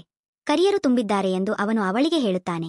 ಎರಡು ವಿಭಿನ್ನ ಜಾತಿಗಳೊಂದಿಗೆ, ಮೊದಲನೆಯದು ಮಾನವರು ಮತ್ತು ಎರಡನೆಯದು ರಾಕ್ಷಸರು ಯಾವುದೇ ಹೋರಾಟವನ್ನು ತೆಗೆದುಕೊಳ್ಳಬಹುದು. ಅವರು ಪುನರುತ್ಪಾದಿಸುವಂತೆ ಅವರು ದೈತ್ಯಾಕಾರದ ಕರಿಯರ ರಾಜ್ಯವನ್ನು ಉತ್ತಮವಾಗಿ ಆನಂದಿಸುತ್ತಾರೆ ಎಂದು ಅವರು ಹೇಳುತ್ತಾರೆ, ಏಕೆಂದರೆ ಅವರು ಕತ್ತಲೆಯನ್ನು ಆನಂದಿಸುತ್ತಾರೆ. ಅವರ ರಾಕ್ಷಸರ ಬಗ್ಗೆ ತನಗೆ ತಿಳಿದಿದೆ ಎಂದು ಅವಳು ಒಪ್ಪಿಕೊಳ್ಳುತ್ತಾಳೆ ಮತ್ತು ಅವುಗಳನ್ನು ಮರುಸೃಷ್ಟಿಸಿದಾಗ ಅವರು ಬೆಳಕಿನ ಚೈತನ್ಯವನ್ನು ಪಡೆಯುತ್ತಾರೆ ಎಂದು ಪ್ರಾರ್ಥಿಸುತ್ತಾಳೆ. ಅಡೆಲೆ ಅವರು ಕಪ್ಪು ಜನರನ್ನು ತಾರತಮ್ಯವಿಲ್ಲದೆ ಹೇಗೆ ತೆಗೆದುಕೊಳ್ಳುತ್ತಾರೆ ಎಂಬುದನ್ನು ಮೆಚ್ಚುತ್ತಾರೆ ಮತ್ತು ಅವನು ಹಿಂದಿರುಗಿದಾಗ ಅವನು ಭರವಸೆ ನೀಡುತ್ತಾನೆ. ಅವನ ರಾಜ್ಯವನ್ನು ಅವನು ರಾಜನೊಂದಿಗೆ ಮಾತನಾಡುತ್ತಾನೆ ಮತ್ತು ಸ್ವಲ್ಪ ಸಮಯದವರೆಗೆ ಬಿಳಿಯರ ಮೇಲಿನ ಯುದ್ಧವನ್ನು ನಿಲ್ಲಿಸುವಂತೆ ಬೇಡಿಕೊಳ್ಳುತ್ತಾನೆ ಮತ್ತು ಅವರು ವಾಸಿಸುತ್ತಾರೆ. ಕತ್ತಲೆಯ ರಾಜನು ತನಗೆ ವಿರುದ್ಧವಾಗಿ ಹೋಗುವ ಅಥವಾ ಅವನನ್ನು ಬೆಸೆಯಲು ಸಲಹೆ ನೀಡುವ ಯಾರನ್ನಾದರೂ ಕೊಲ್ಲುತ್ತಾನೆ ಎಂದು ಅವನು ಮೊದಲೇ ಹೇಳಿದ್ದರಿಂದ ಶಾಂತಿ. ಈ ಪ್ರಕ್ರಿಯೆಯಲ್ಲಿ ಅವನು ತನ್ನ ಪ್ರಾಣವನ್ನು ಕಳೆದುಕೊಳ್ಳಬಹುದು, ಆದರೆ ಅವನು ಪ್ರಯತ್ನಿಸಬೇಕು ಎಂದು ಅವನು ನಂಬುವ ಕಾರಣ ಅದು ಉತ್ತಮ ಉಪಾಯ ಎಂದು ಅವನಿಗೆ ಖಚಿತವಾಗಿದೆಯೇ ಎಂದು ಅವನನ್ನು ಕೇಳುತ್ತಾನೆ. ನಂತರ ಏನನ್ನೂ ಮಾಡಬೇಡಿ, ಆದ್ದರಿಂದ ಅವರು ಆ ಕ್ಷಣದಲ್ಲಿ ಅದನ್ನು ಪ್ರಯತ್ನಿಸುತ್ತಾರೆ ಎಂದು ಸಂದೇಶವಾಹಕರೊಬ್ಬರು ಘೋಷಿಸಿದರು. ಕತ್ತಲೆಯ ಸಾಮ್ರಾಜ್ಯ ಅವರು ಐರಿಸ್ಗೆ ಅವರು ಏನು ಮಾಡಬೇಕೆಂದು ಕೇಳುತ್ತಾರೆ ಮತ್ತು ಅವರು ಮೆಸೆಂಜರ್ ಅನ್ನು ಅರಮನೆಗೆ ಅನುಮತಿಸುವಂತೆ ಕೇಳುತ್ತಾರೆ. ಗ್ರೋವಾ ಆಗಮಿಸುತ್ತಾಳೆ ಮತ್ತು ಐರಿಸ್ಗೆ ಪೂರ್ವ ಸೂಚನೆಯಿಲ್ಲದೆ ತನ್ನ ರಾಜ್ಯಕ್ಕೆ ಬಂದಿದ್ದಕ್ಕಾಗಿ ಅವಳು ಕ್ಷಮೆಯಾಚಿಸುತ್ತಾಳೆ. ಐರಿಸ್ ಅವಳಿಗೆ ಏಕೆ ಎಂದು ಕೇಳುತ್ತಾಳೆ. ಭೇಟಿ ನೀಡಿದಳು ಮತ್ತು ಅವಳು ರಾಜನಿಂದ ಸಂದೇಶವನ್ನು ಹೊಂದಿದ್ದಾಳೆಂದು ವರದಿ ಮಾಡುತ್ತಾಳೆ ಮತ್ತು ಐರಿಸ್ ಅದನ್ನು ಓದಿದಾಗ ಐರಿಸ್ ಸಂದೇಶವನ್ನು ಓದುವಂತೆ ಬೇಡಿಕೊಂಡಳು. ಕತ್ತಲೆಯ ರಾಜನು ಎರಡು ರಾಜ್ಯಗಳ ನಡುವಿನ ಶಾಂತಿಯ ವಿಸ್ತರಣೆಯನ್ನು ಕೇಳುತ್ತಿದ್ದಾನೆ ಎಂದು ನೋಡುತ್ತಾನೆ. ಆದ್ದರಿಂದ ಕತ್ತಲೆಯು ತನ್ನ ಸಾಮ್ರಾಜ್ಯವನ್ನು ಪುನರ್ನಿರ್ಮಿಸಲು ಮತ್ತು ಸಾಮಾನ್ಯ ಫ್ಯೂಸ್ಗೆ ಮರಳಲು ಸಾಕಷ್ಟು ಸಮಯವನ್ನು ಹೊಂದಿರುತ್ತದೆ. ಅಡೆಲೆಗೆ ಕನಿಷ್ಠ ಅವನು ತನ್ನ ಶಾಂತಿಯನ್ನು ನೀಡುವುದಾಗಿ ಹೇಳುತ್ತಾನೆ. ತಡೆಹಿಡಿಯಲು ಮಾತನಾಡಿ ಮತ್ತು ಪೀಸ್ ಐರಿಸ್ ಅನ್ನು ಆನಂದಿಸಿ ಪ್ರಸ್ತಾಪವನ್ನು ಸ್ವೀಕರಿಸುತ್ತದೆ ಮತ್ತು ಅವಳು ಅತಿಥಿಗಳನ್ನು ಬಿಳಿಯ ಸಾಮ್ರಾಜ್ಯದ ಸುತ್ತಲೂ ಕರೆದೊಯ್ಯಲು ಮುಂದಾಗುತ್ತಾಳೆ. ಆದ್ದರಿಂದ ಅವಳು ಹೊರಡಲಿರುವಾಗ ಅವರನ್ನು ಚೆನ್ನಾಗಿ ಅರ್ಥಮಾಡಿಕೊಳ್ಳಬಹುದು. ಅರಮನೆ ಶಿಮಾ ತನ್ನ ಆರೋಗ್ಯದ ಬಗ್ಗೆ ಕಾಳಜಿ ವಹಿಸುತ್ತಾಳೆ ಮತ್ತು ನಡೆಯಲು ಸಾಕಷ್ಟು ಉತ್ತಮವಾಗಿದೆಯೇ ಎಂದು ಅವಳನ್ನು ಕೇಳುತ್ತಾಳೆ, ಆದರೆ ಅವಳು ಹೇಳಿಕೊಳ್ಳುತ್ತಾಳೆ. ಅವರು ಅರಮನೆಯಿಂದ ಹೊರನಡೆದರು ಮತ್ತು ಅವರು ಥಿಯೋ ಅವರನ್ನು ಮರದ ಬಳಿ ನೋಡುತ್ತಾರೆ. ಒಡಹುಟ್ಟಿದವರು ಮತ್ತು 3 ಅತಿಥಿಗಳು ಯಾರು ಎಂದು ಅವರನ್ನು ಕೇಳುತ್ತಾರೆ. ಅವರು ಕತ್ತಲೆಯ ಸಾಮ್ರಾಜ್ಯದಿಂದ ಬಂದ ಅತಿಥಿಗಳು ಎಂದು ಅವನಿಗೆ ಹೇಳುತ್ತಾರೆ ಮತ್ತು ಅವನು ಪಡೆಯುತ್ತಾನೆ. ಶಿಮಾ ಹಿಂದೆ ಅಡಗಿಕೊಳ್ಳಲು ತುಂಬಾ ಹೆದರುತ್ತಾರೆ. ಅವರು ಜನರು ಒಳ್ಳೆಯವರು ಮತ್ತು ಅವರು ಅವನಿಗೆ ಏನನ್ನೂ ಮಾಡುವುದಿಲ್ಲ ಎಂದು ಅವನಿಗೆ ಹೇಳುತ್ತಾರೆ. ಹೊರಗೆ ಬಂದು ಕತ್ತಲೆಯ ಸಾಮ್ರಾಜ್ಯದಿಂದ ಒಳ್ಳೆಯ ಜನರು ಇರಬಹುದೆಂದು ಒಪ್ಪಿಕೊಳ್ಳುತ್ತಾರೆ. ಅವರು ಮಾತನಾಡಲು ಮತ್ತು ಅವರು ಅವನನ್ನು ಕೇಳುತ್ತಾರೆ. ಅವನು ಅಲ್ಲಿ ಏನು ಮಾಡುತ್ತಿದ್ದಾನೆ ಎಂದು. ಅವನು ಅಲ್ಲಿಗೆ ಹೋಗಿ ಮ್ಯಾಜಿಕ್ ಬಳಸಿ ಗಾಯಗೊಂಡಿರುವ ನಕ್ಷತ್ರ ತನುಕಿಯನ್ನು ಗುಣಪಡಿಸಲು ಪ್ರಯತ್ನಿಸುತ್ತಿರುವುದಾಗಿ ಬಹಿರಂಗಪಡಿಸುತ್ತಾನೆ. ತನುಕಿ ನಕ್ಷತ್ರವನ್ನು ಗುಣಪಡಿಸಲು ಅದು ಫ್ಯೂಸ್ ಮಾಡುವಂತೆ ಮಾಡುತ್ತದೆ. ಅವನು ಹೇಳುವುದನ್ನು ಅವನು ಎಲ್ಲಿ ಕಲಿತನು ಎಂದು ಕೇಳುತ್ತಾನೆ. ಶಿಮಾ ಅವರಿಗೆ ಕಲಿಸಿದ ಫ್ಯೂಸ್, ಆದರೆ ಫ್ಯೂಸ್ ಅವರು ಮಂತ್ರವಾದಿಯಾಗಲು ಕಲಿಯಬಾರದು ಎಂದು ವಾದಿಸುತ್ತಾರೆ. ನೈಟ್ ಆಗು ಅವನು ಇನ್ನು ಮುಂದೆ ನೈಟ್ ಆಗಲು ಬಯಸುವುದಿಲ್ಲ ಎಂದು ತಮಾಷೆಯಾಗಿ ಉತ್ತರಿಸುತ್ತಾನೆ, ಏಕೆಂದರೆ ಅವನು ಮಾಡಿದರೆ ಅವನು ಕಮಾಂಡರ್ ಆಗುತ್ತಾನೆ. ಬ್ರೋಸಾ ಸುತ್ತಲೂ ಆಡುವುದನ್ನು ನೋಡುವಾಗ ಅವರ ಜೋಕ್ಗಳನ್ನು ನೋಡಿ ನಗುತ್ತಾರೆ. ಅವರ ಬಿಳಿ ನಕ್ಷತ್ರದ ತನುಕಿಗಳು, ಮುದ್ದಾದ ಮತ್ತು ಸುಂದರವಾಗಿರುವ ಕಾಮೆಂಟ್ಗಳು ಅವರು ಹೊಂದಿರುವಾಗ ಅವರು ವಿಧೇಯರಾಗಿದ್ದಾರೆ. ಕರಿಯರ ಸಾಮ್ರಾಜ್ಯವು ಕೇವಲ ಒಂದು ಉಪದ್ರವವಾಗಿದೆ. ಅವರು ತುಂಬಾ ಮುದ್ದಾಗಿದ್ದರು. ಐರಿಸ್ ಅವರನ್ನು ಭೇಟಿ ಮಾಡಲು ಉತ್ಸುಕವಾಗಿದೆ, ಆದರೆ ಅವರ ಬಗ್ಗೆ ಮುದ್ದಾದ ಏನೂ ಇಲ್ಲ ಎಂದು ಹೇಳಿ ಮತ್ತು ಅವರು ಕೇವಲ ಕಪ್ಪು ಮತ್ತು ಕೊಳಕು ಕರಿಯರ ಬಗ್ಗೆ ಮಾತನಾಡುತ್ತಾರೆ ಎಂದು ಬಿಳಿಯರು ಹೇಳುತ್ತಾರೆ. ಕರಿಯರು ಯಾವಾಗಲೂ ತಮ್ಮ ಕೂದಲಿನಿಂದ ಕಾಲುಗಳವರೆಗೆ ಕಪ್ಪು ಬಟ್ಟೆಯ ಮೇಲೆ ಇರುತ್ತಾರೆ. ಅದು ಕಪ್ಪು ಬಣ್ಣದಿಂದ ಅವರನ್ನು ವಿಭಿನ್ನಗೊಳಿಸುತ್ತದೆ. ಕರಿಯರು ಬಿಳಿಯರಿಗೆ ಅವರು ಬಿಳಿ ಬಟ್ಟೆಗಳನ್ನು ಹಾಕುತ್ತಿದ್ದಾರೆ ಎಂದು ಹೇಳುತ್ತಾರೆ. ಆದ್ದರಿಂದ ಅವರು ವೀಸ್ ವಿನಿಮಯ ಮಾಡಿಕೊಳ್ಳಲು ನಿರ್ಧರಿಸುತ್ತಾರೆ ಮತ್ತು ಅವರ ಬಟ್ಟೆಗಳು ಪರಸ್ಪರ ಫ್ಯೂಸ್ನಲ್ಲಿ ಎಷ್ಟು ಆರಾಮದಾಯಕವೆಂದು ನೋಡಿ ಮತ್ತು ಇಬ್ಬರು ಡೆಲ್ನೊಂದಿಗೆ ಬಟ್ಟೆಗಳನ್ನು ಬದಲಾಯಿಸುತ್ತಾರೆ. ಗ್ರೋಸಾ ಜೊತೆ ಉಡುಗೆ ಬದಲಾಯಿಸಲು ಹೋದಾಗ ಅವರಲ್ಲಿ ಚೆನ್ನಾಗಿ ಕಾಣುತ್ತಾರೆ. ಆದರೆ ಬದಲಾಯಿಸುವ ಕೋಣೆಯಲ್ಲಿ ಅವರು ಐರಿಸ್ ಬಯಸುತ್ತಾರೆ ಎಂದು ನೋಡುತ್ತಾರೆ. ಸಹ ಭಾಗವಹಿಸಲು, ಆದರೆ ಅತಿಥಿಗೆ ತನ್ನ ಬಟ್ಟೆಗಳನ್ನು ನೀಡಲು ಸಾಧ್ಯವಾಗದ ಕಾರಣ ಶಿಮಾ ಅವರು ಗ್ರೋಸಾ ಬಟ್ಟೆಗಳನ್ನು ಧರಿಸಲು ಸೂಚಿಸುತ್ತಾರೆ. ಗ್ರೋಸಾ ಶಿಮಾಳ ಬಟ್ಟೆಗಳನ್ನು ಧರಿಸಿದಾಗ ಇಬ್ಬರೂ ಸುಂದರವಾಗಿ ಹೊರಬರುತ್ತಾರೆ ಮತ್ತು ಅವರು ಯಾರನ್ನು ಇಷ್ಟಪಡುತ್ತಾರೆ ಎಂಬುದನ್ನು ಆಯ್ಕೆ ಮಾಡಲು ರಾಜಕುಮಾರನನ್ನು ಕೇಳುತ್ತಾರೆ ಮತ್ತು ಅವನು ಇಬ್ಬರೂ ಸುಂದರವಾಗಿದ್ದಾರೆ ಎಂದು ಅವರು ಚೆಸ್ ಮತ್ತು ಅಡೆಲೆ ಆಡಲು ಶಿಮಾಳ ಮನೆಗೆ ಹಿಂದಿರುಗುತ್ತಾರೆ. ತಡವಾಗುತ್ತಿರುವುದರಿಂದ ಫ್ಯೂಸ್ ಅನ್ನು ಹಲವಾರು ಬಾರಿ ಗೆಲ್ಲುತ್ತಾನೆ. ಶಿಮಾ ಅತಿಥಿಗಳನ್ನು ಫ್ಯೂಸ್ ಮಾಡಲು ಸೂಚಿಸುತ್ತಾನೆ.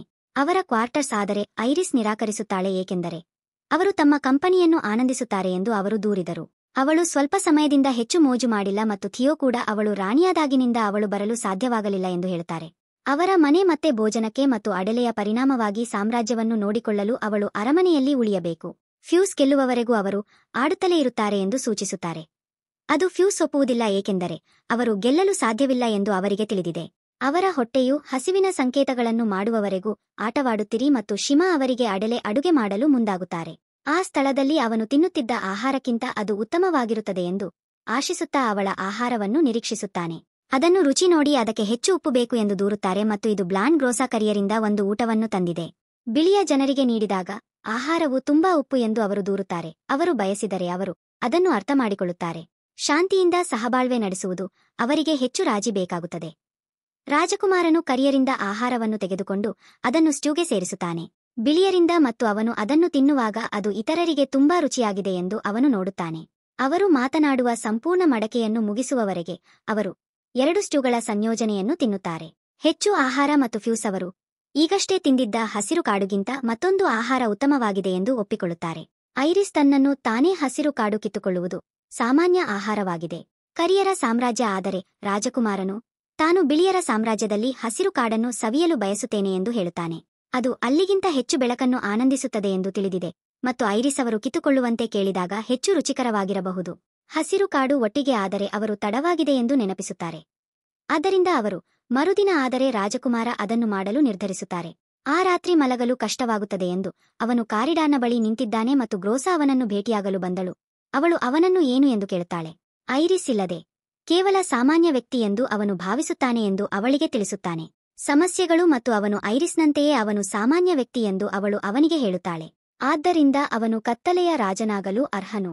ಅವನಿಗೆ ಅಗತ್ಯವಿರುವಾಗ ಬೆಂಬಲವನ್ನು ಅವನು ಅವಳನ್ನು ಮೆಚ್ಚುತ್ತಾನೆ ಮತ್ತು ಅವಳು ಬೇಗನೆ ಮಲಗಲು ಹೇಳುತ್ತಾಳೆ, ಏಕೆಂದರೆ ಅವರು ಕಿತ್ತುಕೊಳ್ಳುತ್ತಾರೆ. ಮರುದಿನ ಹಸಿರು ಕಾಡು ಮತ್ತೊಂದೆಡೆ ಐರಿಸ್ ಸಹ ನಿದ್ರಿಸುತ್ತಿರುವುದನ್ನು ಕಂಡುಕೊಳ್ಳುತ್ತದೆ. ಕಷ್ಟ ಮತ್ತು ಮರುದಿನ ಬೆಳಿಗ್ಗೆ ಎಲ್ಲಾ ಸಿಬ್ಬಂದಿ ತನ್ನ ದಿನ ಎಷ್ಟು ಸಾಹಸಮಯ ಎಂದು ಯೋಚಿಸುತ್ತಿರುತ್ತದೆ. ಐರಿಸ್ನ ನೇತೃತ್ವದಲ್ಲಿ ಸೊಪ್ಪನ್ನು ಪಡೆಯಲು ಕಾಡಿಗೆ ಹೋದಳು. ಅವಳು ತುಂಬಾ ಉತ್ಸುಕಳಾಗಿದ್ದಾಳೆ ಮತ್ತು ಅವಳು ಓಡುತ್ತಲೇ ಇರುತ್ತಾಳೆ ಮತ್ತು ಅವಸರದಲ್ಲಿದ್ದಾಳೆ ಎಂದು ಶೀಮಾ ಹೇಳುತ್ತಾರೆ.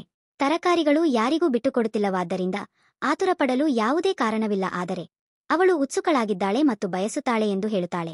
ಅಲ್ಲಿ ಅವರು ಕಾಡಿಗೆ ಹೋಗುತ್ತಾರೆ ಮತ್ತು ಕರಿಯರು ತಮ್ಮ ಸೊಪ್ಪನ್ನು ಆರಿಸಿದರೆ ಅಲ್ಲಿಯೇ ಎಂದು ಆಶ್ಚರ್ಯಪಡುತ್ತಾರೆ. ಐರಿಸ್ ಅವರಿಗೆ ಹೇಳುತ್ತದೆ, ಅವರು ಗ್ರೀನ್ಸ್ ಪಡೆಯಲು ಹಲವಾರು ಸ್ಥಳಗಳಿವೆ, ಆದರೆ ಅಲ್ಲಿ ಗ್ರೀನ್ಸ್ ಉತ್ತಮವಾಗುವುದರಿಂದ ಅವಳು ಆ ಸ್ಥಳವನ್ನು ಆದ್ಯತೆ ನೀಡುತ್ತಾಳೆ. ಬೆಳಕು ಮತ್ತು ಅವು ಉತ್ತಮವಾಗಿವೆ. ಅವರು ಸೊಪ್ಪನ್ನು ಹೇಗೆ ಸಂಗ್ರಹಿಸಬಹುದು ಎಂಬುದನ್ನು ಅವರು ತೋರಿಸುತ್ತಾರೆ ಮತ್ತು ಅಡೆಲೆ ಅವರು ವಿಭಜನೆಯಾಗಬೇಕೆಂದು ಸೂಚಿಸುತ್ತಾರೆ. ಗುಂಪುಗಳಾಗಿ ಆರಿಸುವಿಕೆಯನ್ನು ಹೆಚ್ಚು ಮೋಜು ಮಾಡಲು ಇತರರು ಸಲಹೆಯನ್ನು ಸ್ವೀಕರಿಸುತ್ತಾರೆ ಮತ್ತು ಅವನು ಆರಿಸಲು ಹೋಗುವ ಕನಸುಗಳನ್ನು ಬೆಸೆಯುತ್ತಾರೆ. ಐರಿಸ್ ಮತ್ತು ಗ್ರೋಸಾ ಹೊಂದಿರುವ ಗ್ರೀನ್ಸ್ ಅವರು ಅಡೆಲೆ ಅವರನ್ನು ಹೇಗೆ ಕೇಳಿದಾಗ ಅವರು ರಾಜಕುಮಾರನೊಂದಿಗೆ ಆಯ್ಕೆ ಮಾಡಲು ಸಾಧ್ಯವಾಗುತ್ತದೆ ಎಂದು ಕನಸು ಕಾಣುತ್ತಾರೆ.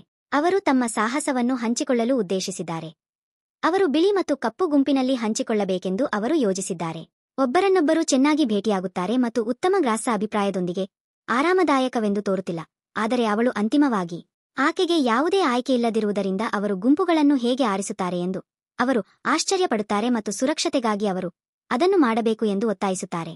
ಐರಿಸ್ ಬಟ್ಸ್ ಅನ್ನು ಅನುಸರಿಸಿ ಮತ್ತು ಅವರು ಮಾಡುವ ಮೊದಲು ಅವಳ ಬಳಿ ಸ್ವಲ್ಪ ಇದೆ ಎಂದು ಹೇಳುತ್ತಾಳೆ.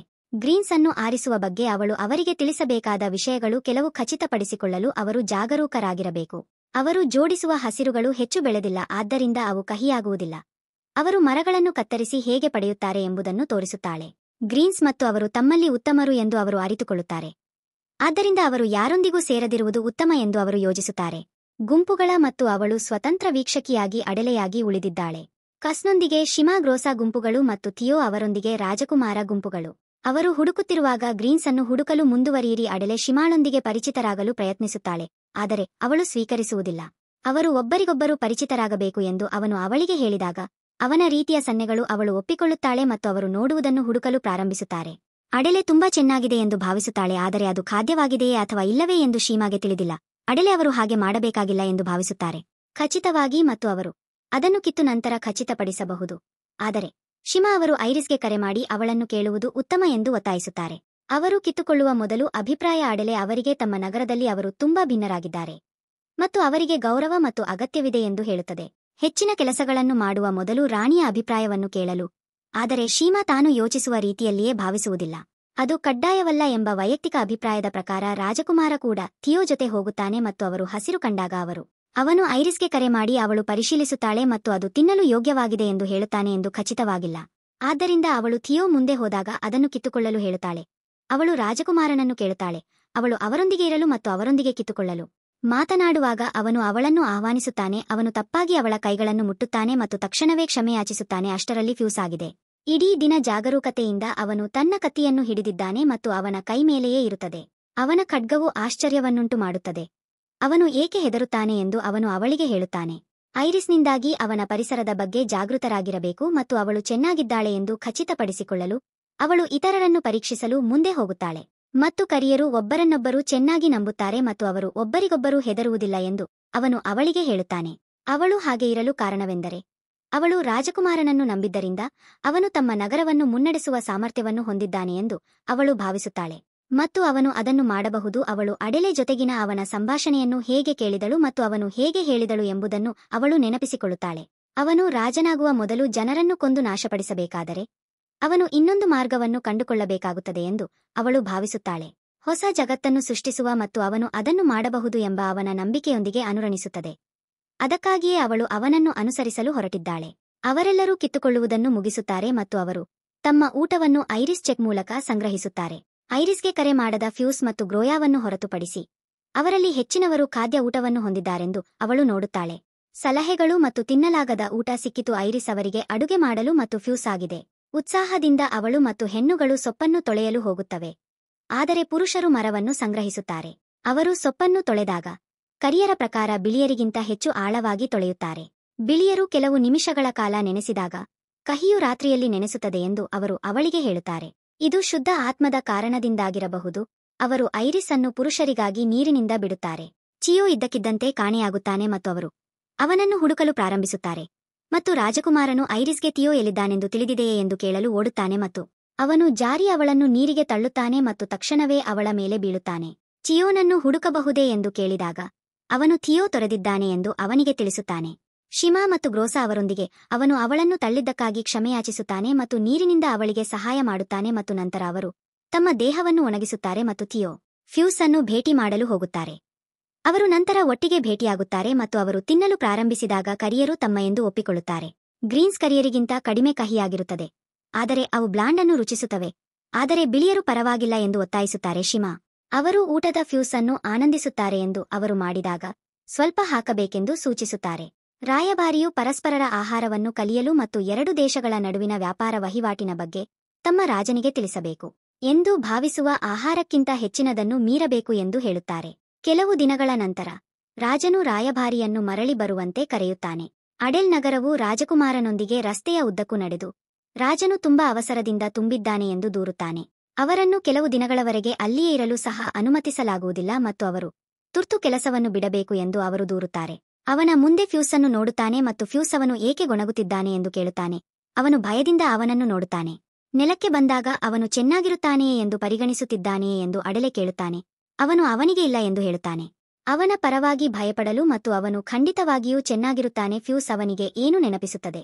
ಅವರು ಕರಿಯರ ನಗರಕ್ಕೆ ಹಿಂದಿರುಗಿದಾಗ ಅವರು ಮಾಡಬೇಕು ಮತ್ತು ಮೊದಲನೆಯದು ಅವರು ವ್ಯಾಪಾರ ಒಪ್ಪಂದವನ್ನು ಪ್ರಸ್ತಾಪಿಸುವುದು. ಎರಡು ರಾಜ್ಯಗಳ ನಡುವೆ ಅಡೆಲೆ ಅವರು ಬಿಳಿಯರು ಕೆಟ್ಟ ಜನರಲ್ಲ ಮತ್ತು ಅವರು ಮಾಡಬಹುದು ಎಂದು ರಾಜನಿಗೆ ಹೇಳುವುದಾಗಿ ಫ್ಯೂಸ್ಗೆ ಭರವಸೆ ನೀಡಿದರು. ಹಡಗಿನಲ್ಲಿ ಸಮತೋಲನದಲ್ಲಿ ವಾಸಿಸುತ್ತಾರೆ.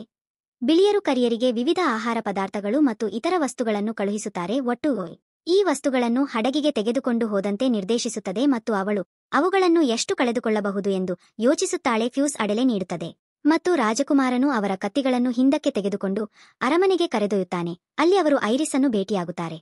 ಅವಳು ಪ್ರಸ್ತಾಪಿಸುವ ಪತ್ರವನ್ನು ಬರೆಯುತ್ತಿದ್ದಾಳೆ. ಎರಡು ದೇಶಗಳ ನಡುವಿನ ವ್ಯಾಪಾರ ಒಪ್ಪಂದ ಮತ್ತು ಅವರು ಪತ್ರವನ್ನು ತಲುಪಿಸಲು ಅವರನ್ನು ಬೇಡಿಕೊಳ್ಳುತ್ತಾರೆ. ಅಡೆಲೆ ಅವರು ಅದನ್ನು ನೀಡುವುದಾಗಿ ಭರವಸೆ ನೀಡಿದರು. ರಾಜನು ಅವಳನ್ನು ಕೇಳುತ್ತಾನೆ ಮತ್ತು ಸಮತೋಲನ ಏನು ಎಂದು ಅವಳು ಅವನಿಗೆ ಹೇಳುತ್ತಾಳೆ. ಎರಡು ಯಾವಾಗ ಎಂದು. ರಾಜ್ಯಗಳು ಶಾಂತಿ ಮತ್ತು ಸಾಮರಸ್ಯದಿಂದ ಬದುಕುತ್ತವೆ. ಆದರೆ ಅವನು ಅವಳನ್ನು ನೋಡಿ ನಗುತ್ತಾನೆ. ಅವನು ಅವಳಿಗೆ ಹೇಳುತ್ತಾನೆ, ಆ ಸಮತೋಲನ ಮತ್ತು ದೇವರುಗಳು ಇರಲು ಸಾಧ್ಯವಿಲ್ಲ. ಅವರಿಗೆ ಅಂತಹ ಸಮತೋಲನಕ್ಕಾಗಿ ಅವುಗಳನ್ನು ರಚಿಸಲಿಲ್ಲ. ಬಿಳಿಯರ ಜನರು ಅವರು ಮಾಡದ ಪ್ರಕಾಶಮಾನವಾದ ಬೆಳಕನ್ನು ಆನಂದಿಸುತ್ತಾರೆ. ಕಪ್ಪು ಬಣ್ಣದಲ್ಲಿಯೂ ಸಹ ಅವರು ಉತ್ತಮ ಆಹಾರ ಮತ್ತು ರಕ್ಷಣೆಯನ್ನು ಆನಂದಿಸುತ್ತಾರೆ ಮತ್ತು ಕರಿಯರ ಜನರು ಶಾಂತಿಯಿಂದ ಬದುಕುತ್ತಾರೆ. ದೇವರುಗಳ ಕೆಟ್ಟದ್ದನ್ನು ಆನಂದಿಸಿ ದೇವರು ಅವರಿಗೆ ಒಳ್ಳೆಯದನ್ನು ನೀಡಲಿಲ್ಲ ಮತ್ತು ಅವರು ಫಲಾನುಭವಿಗಳಲ್ಲ. ಆದ್ದರಿಂದ ಕಪ್ಪು ಇಡೀ ಪ್ರಪಂಚವನ್ನು ಕಪ್ಪು ಅಧಿಕಾರವನ್ನು ತೆಗೆದುಕೊಂಡರೆ ಮಾತ್ರ ಸಮತೋಲನ ಸಾಧ್ಯ. ಅವನಿಗೆ ಪ್ರವೇಶಿಸಿದಾಗ ಅವನ ಕೊಂಬುಗಳು ಹೆಚ್ಚಾಗುತ್ತವೆ ಮತ್ತು ಐರಿಸ್ ಅನ್ನು ಕೊಲ್ಲಲು ಅವನು ತನ್ನ ಕತ್ತಿಯನ್ನು ತೆಗೆದುಕೊಳ್ಳುತ್ತಾನೆ. ರಾಣಿಯ ಯಾವುದೇ ಕಾವಲುಗಾರರು ಅವಳ ರಕ್ಷಣೆಗೆ ಬರಲು ತುಂಬಾ ಹತ್ತಿರವಾಗಿದ್ದಾರೆ. ಆದರೆ ಅವನು ಯಶಸ್ವಿಯಾಗುವ ಮೊದಲು ರಾಜಕುಮಾರನು ತನ್ನ ಕತ್ತಿಯನ್ನು ಹೊರತರುತ್ತಾನೆ ಮತ್ತು ಅಡೆಲೆಯನ್ನು ಎರಡು ಭಾಗಗಳಾಗಿ ಕತ್ತರಿಸಿ ಎಲ್ಲರೂ ಆಘಾತಕ್ಕೊಳಗಾಗಲು ಸ್ವಲ್ಪ ಸಮಯ ತೆಗೆದುಕೊಳ್ಳುತ್ತದೆ. ಏನಾಗುತ್ತಿದೆ ಎಂಬುದನ್ನು ಅರ್ಥಮಾಡಿಕೊಳ್ಳಿ ಮತ್ತು ನೈಟ್ಸ್ ಅವರು ಮೂರ್ಖ ಎಂದು ಹೇಳುವ ರಾಜಕುಮಾರನನ್ನು ವಶಪಡಿಸಿಕೊಳ್ಳಲು ಮತ್ತು ಬಂಧಿಸಲು ಫ್ಯೂಸ್ಗೆ ಹೇಳುತ್ತಾರೆ. ರಾಯಭಾರಿಯು ತಮ್ಮ ಉತ್ತಮ ಆಸಕ್ತಿಯನ್ನು ಮನಸ್ಸಿನಲ್ಲಿಟ್ಟುಕೊಂಡಿದ್ದಾರೆ ಎಂದು ನಂಬುತ್ತಾರೆ ಮತ್ತು ಅವನು ಹೊಡೆಯಲು ಪ್ರಾರಂಭಿಸಿದ ರಾಜಕುಮಾರನ ಮೇಲೆ ತನ್ನ ಕೋಪವನ್ನು ಹಾಕುತ್ತಾನೆ. ರಾಜಕುಮಾರ ಮತ್ತು ಅವನು ಅವನನ್ನು ಒದೆಯುತ್ತಾನೆ. ನಂತರ ಅವರು ಹಾಗೆ ಮಾಡುವಾಗ ರಾಜಕುಮಾರನನ್ನು ಬಂಧಿಸಲು ಆರ್ಗೆ ಕರೆ ನೀಡುತ್ತಾನೆ. ಐರಿಸ್ ತಾನು ನಿಜವಾಗಿಯೂ ಸರಿಯಾದ ನಿರ್ಧಾರವನ್ನು ಮಾಡುತ್ತಿದ್ದಾಳೆಯೇ ಎಂದು ಆಶ್ಚರ್ಯಪಡುತ್ತಾಳೆ ಮತ್ತು ಅವಳು ಅವರನ್ನು ಕಾಯುವಂತೆ ಕರೆದಳು. ಆದರೆ ಯಾರೂ ಅವಳಿಗೆ ಉತ್ತರಿಸುವುದಿಲ್ಲ ಮತ್ತು ಅವರು ರಾಜಕುಮಾರನನ್ನು ಸೆರೆಮನೆಗೆ ಕರೆದೊಯ್ಯುತ್ತಾರೆ. ಅರಮನೆಯಲ್ಲಿ ಏನಾಗುತ್ತಿದೆ ಎಂದು ಆಶ್ಚರ್ಯಪಡುತ್ತಾಳೆ ಮತ್ತು ಅವಳು ರಾಜಕುಮಾರನಿಗಾಗಿ ಕಾಯುತ್ತಾಳೆ. ಆದರೆ ರಾಯಭಾರಿಗಳನ್ನು ಬಂಧಿಸಲಾಗಿದೆ ಮತ್ತು ಅವರಿಗೆ ತಿಳಿದಿಲ್ಲದ ಕಾರಣ ಅವರು ತಕ್ಷಣ ಹೊರಡಬೇಕು ಎಂದು ನಾವಿಕರು ಅವಳಿಗೆ ಹೇಳುತ್ತಾರೆ. ಪ್ರಿನ್ಸ್ ಫ್ಯೂಸ್ನ ಬಂಧನಕ್ಕೆ ಆದೇಶಿಸಿದ ನಂತರ ಏನಾಯಿತು? ತನ್ನ ಮೇಲೆ ಕೋಪಗೊಂಡ ಅವನು ತನ್ನನ್ನು ತಾನು ಮೂರ್ಖ ಎಂದು ಕರೆದುಕೊಳ್ಳುತ್ತಾನೆ. ವಿಷಯಗಳು ವಿಭಿನ್ನವಾಗಿರಬಹುದೆಂದು ಆಶಿಸುತ್ತಾ ಶಿಮಾ ಅವರು ಖಚಿತವಾಗಿ ಹೇಳಲು ಸಾಧ್ಯವಿಲ್ಲ ಎಂದು ಹೇಳುವ ಮೂಲಕ ಅವರನ್ನು ಸಮಾಧಾನಪಡಿಸಲು ಬಂದರು. ಏನಾಯಿತು ಮತ್ತು ಅವರು ರಾಯಭಾರಿಯನ್ನು ನಂಬುವುದರಲ್ಲಿ ತಪ್ಪಿಲ್ಲ, ಅವರು ದಣಿದಿದ್ದಾರೆ ಎಂದು ಅವರು ದೂರುತ್ತಾರೆ. ಅವರು ಶಿಮಾಗೆ ಹೇಳಿದರು, ಉಭಯ ದೇಶಗಳ ನಡುವೆ ಸ್ವಲ್ಪ ಏಕತೆ ಇರಬಹುದೆಂದು ಸಂತೋಷವಾಯಿತು ಮತ್ತು ನಡುವೆ ಸಮತೋಲನವಿದೆ ಎಂದು ಅವಳು ನಿಜವಾಗಿಯೂ ಭಾವಿಸುತ್ತೀರಾ ಎಂದು ಅವಳನ್ನು ಕೇಳುತ್ತಾಳೆ. ವಿರೋಧ ಮತ್ತು ಹೋರಾಟದ ವಿರುದ್ಧ ಅವನು ಅವಳನ್ನು ಕೇಳುತ್ತಾನೆ. ನೈಟ್ಸ್ ಶಾಶ್ವತತೆಗಾಗಿ ಹೋರಾಡಬೇಕು. ಆದರೆ ಚಿಯೋ ಮಧ್ಯಪ್ರವೇಶಿಸುತ್ತಾನೆ. ತಿಯೋ ಭವಿಷ್ಯದ ಬಗ್ಗೆ ಏಕೆ ಚಿಂತಿಸುತ್ತಿದ್ದಾನೆ ಎಂದು ಕೇಳುತ್ತಾನೆ. ಭವಿಷ್ಯದಲ್ಲಿ ಯಾರಿಗೂ ತಿಳಿದಿಲ್ಲ. ಯಾರೂ ಶಾಶ್ವತವಾಗಿ ಬದುಕಿಲ್ಲ ಮತ್ತು ಅವರು ಅಲ್ಲಿಯವರೆಗೆ ಬದುಕಲು ಸಾಧ್ಯವಿಲ್ಲ ಎಂದು ಅವರಿಗೆ ಖಾತ್ರಿಯಿದೆ. ಅದರಿಂದ ಏಕೆ ತಲೆಕೆಡಿಸಿಕೊಳ್ಳಬೇಕು ಎಂದು ಅವರು ಅವರಿಗೆ ಹೇಳುತ್ತಾರೆ. ನೆರೆಹೊರೆಯವರೊಂದಿಗೆ ಜಗಳವಾಡಿದನು ಮತ್ತು ಜಗಳ ಮುಗಿದಿಲ್ಲವಾದರೂ ಅದು ಶೀಘ್ರದಲ್ಲೇ ಕೊನೆಗೊಳ್ಳುತ್ತದೆ ಎಂದು ಅವನಿಗೆ ತಿಳಿದಿದೆ. ಜಗಳವಾಡಲು ಸಾಧ್ಯವಾಗದ ಕಾರಣ ಅವರು ಅಂತಿಮವಾಗಿ ಹೊರನಡೆದರು ಮತ್ತು ಅವನ ಒಡಹುಟ್ಟಿದವರು ಅವನು ಬೆಳೆಯುವುದಿಲ್ಲ ಎಂದು ಭಾವಿಸುತ್ತಾರೆ ಮತ್ತು ಪ್ರಾರ್ಥಿಸುತ್ತಾರೆ. ಮತ್ತೊಂದೆಡೆ ಈ ಯುದ್ಧಗಳ ವಿರುದ್ಧ ಹೋರಾಡುತ್ತಿರುವ ಐರಿಸ್ ನಿರಾಶೆಗೊಂಡಿದ್ದಾಳೆ. ಸಮತೋಲನ ಮತ್ತು ಏಕತೆಯನ್ನು ತರಲು ಏನು ಮಾಡಬೇಕೆಂದು ದೇವರು ಇದ್ದಕ್ಕಿದ್ದಂತೆ ಅವಳಿಗೆ ಕಾಣಿಸಿಕೊಂಡು ಹೇಳುತ್ತಾನೆ. ಅವಳು ಬಯಸಿದ ಸಮತೋಲನ ಮತ್ತು ಏಕತೆಯನ್ನು ತರಲು ಅವಳು ಏನನ್ನು ರಕ್ಷಿಸಬಹುದು ಮತ್ತು ರಕ್ಷಿಸಬಹುದು ಎಂದು ಅವಳು ತಿಳಿದಿರುವುದನ್ನು ಖಚಿತಪಡಿಸಿಕೊಳ್ಳಬೇಕು. ಜೈಲಿನಲ್ಲಿ ರಾಜಕುಮಾರನು ತಾನು ಏನು ಮಾಡಿದನೆಂದು ಆಶ್ಚರ್ಯಪಡುತ್ತಾನೆ. ಅವನು ಬೆಸೆಯುವ ವಿಧಾನದ ಬಗ್ಗೆ ಯೋಚಿಸುತ್ತಾನೆ. ಅವನ ಮೇಲೆ ದಾಳಿ ಮಾಡಿ ಹೊಡೆದನು ಮತ್ತು ಏನು ಮಾಡಬೇಕೆಂದು ತನಗೆ ತಿಳಿದಿಲ್ಲ ಎಂದು ಅವನು ಹೇಳುತ್ತಾನೆ. ರಾಜನು ಅಡೆಲೆಗೆ ರಹಸ್ಯವಾಗಿ ತಿಳಿಸಿದ್ದಾನೋ ಇಲ್ಲವೋ ಗೊತ್ತಿಲ್ಲ. ರಾಣಿಯನ್ನು ಕೊಲ್ಲಲು ಮತ್ತು ರಾಜನು ಹಾಗೆ ಮಾಡಿದ್ದರೆ ಒಂದು ಕಾರಣವಿದೆ ಎಂದು ಅವನಿಗೆ ಖಚಿತವಾಗಿತ್ತು ಮತ್ತು ಅವನು ಮಧ್ಯಪ್ರವೇಶಿಸಬಾರದು. ತೆಗೆದುಕೊಂಡಿದ್ದಾನೋ ಇಲ್ಲವೋ ಗೊತ್ತಿಲ್ಲ ಮತ್ತು ಅವನು ಇದ್ದಕ್ಕಿದ್ದಂತೆ ಗೊಂದಲಕ್ಕೊಳಗಾಗುತ್ತಾನೆ. ಅವನು ತನ್ನ ಗೇಟ್ ಮುಂದೆ ಬಿಳಿ ಬೆಕ್ಕನ್ನು ನೋಡುತ್ತಾನೆ. ಬಾಗಿಲು ಇದ್ದಕ್ಕಿದ್ದಂತೆ ತೆರೆಯುತ್ತದೆ ಮತ್ತು ಬಿಳಿ ಬೆಕ್ಕು ಅವನನ್ನು ಕರೆಯುತ್ತದೆ. ಬೆಕ್ಕು ಅವನನ್ನು ಬಿಡುಗಡೆ ಮಾಡಲು ಬಯಸುತ್ತದೆಯೇ ಎಂದು ಅವನು ಆಶ್ಚರ್ಯಪಡುತ್ತಾನೆ ಮತ್ತು ಅವನು ಅನುಸರಿಸುತ್ತಾನೆ.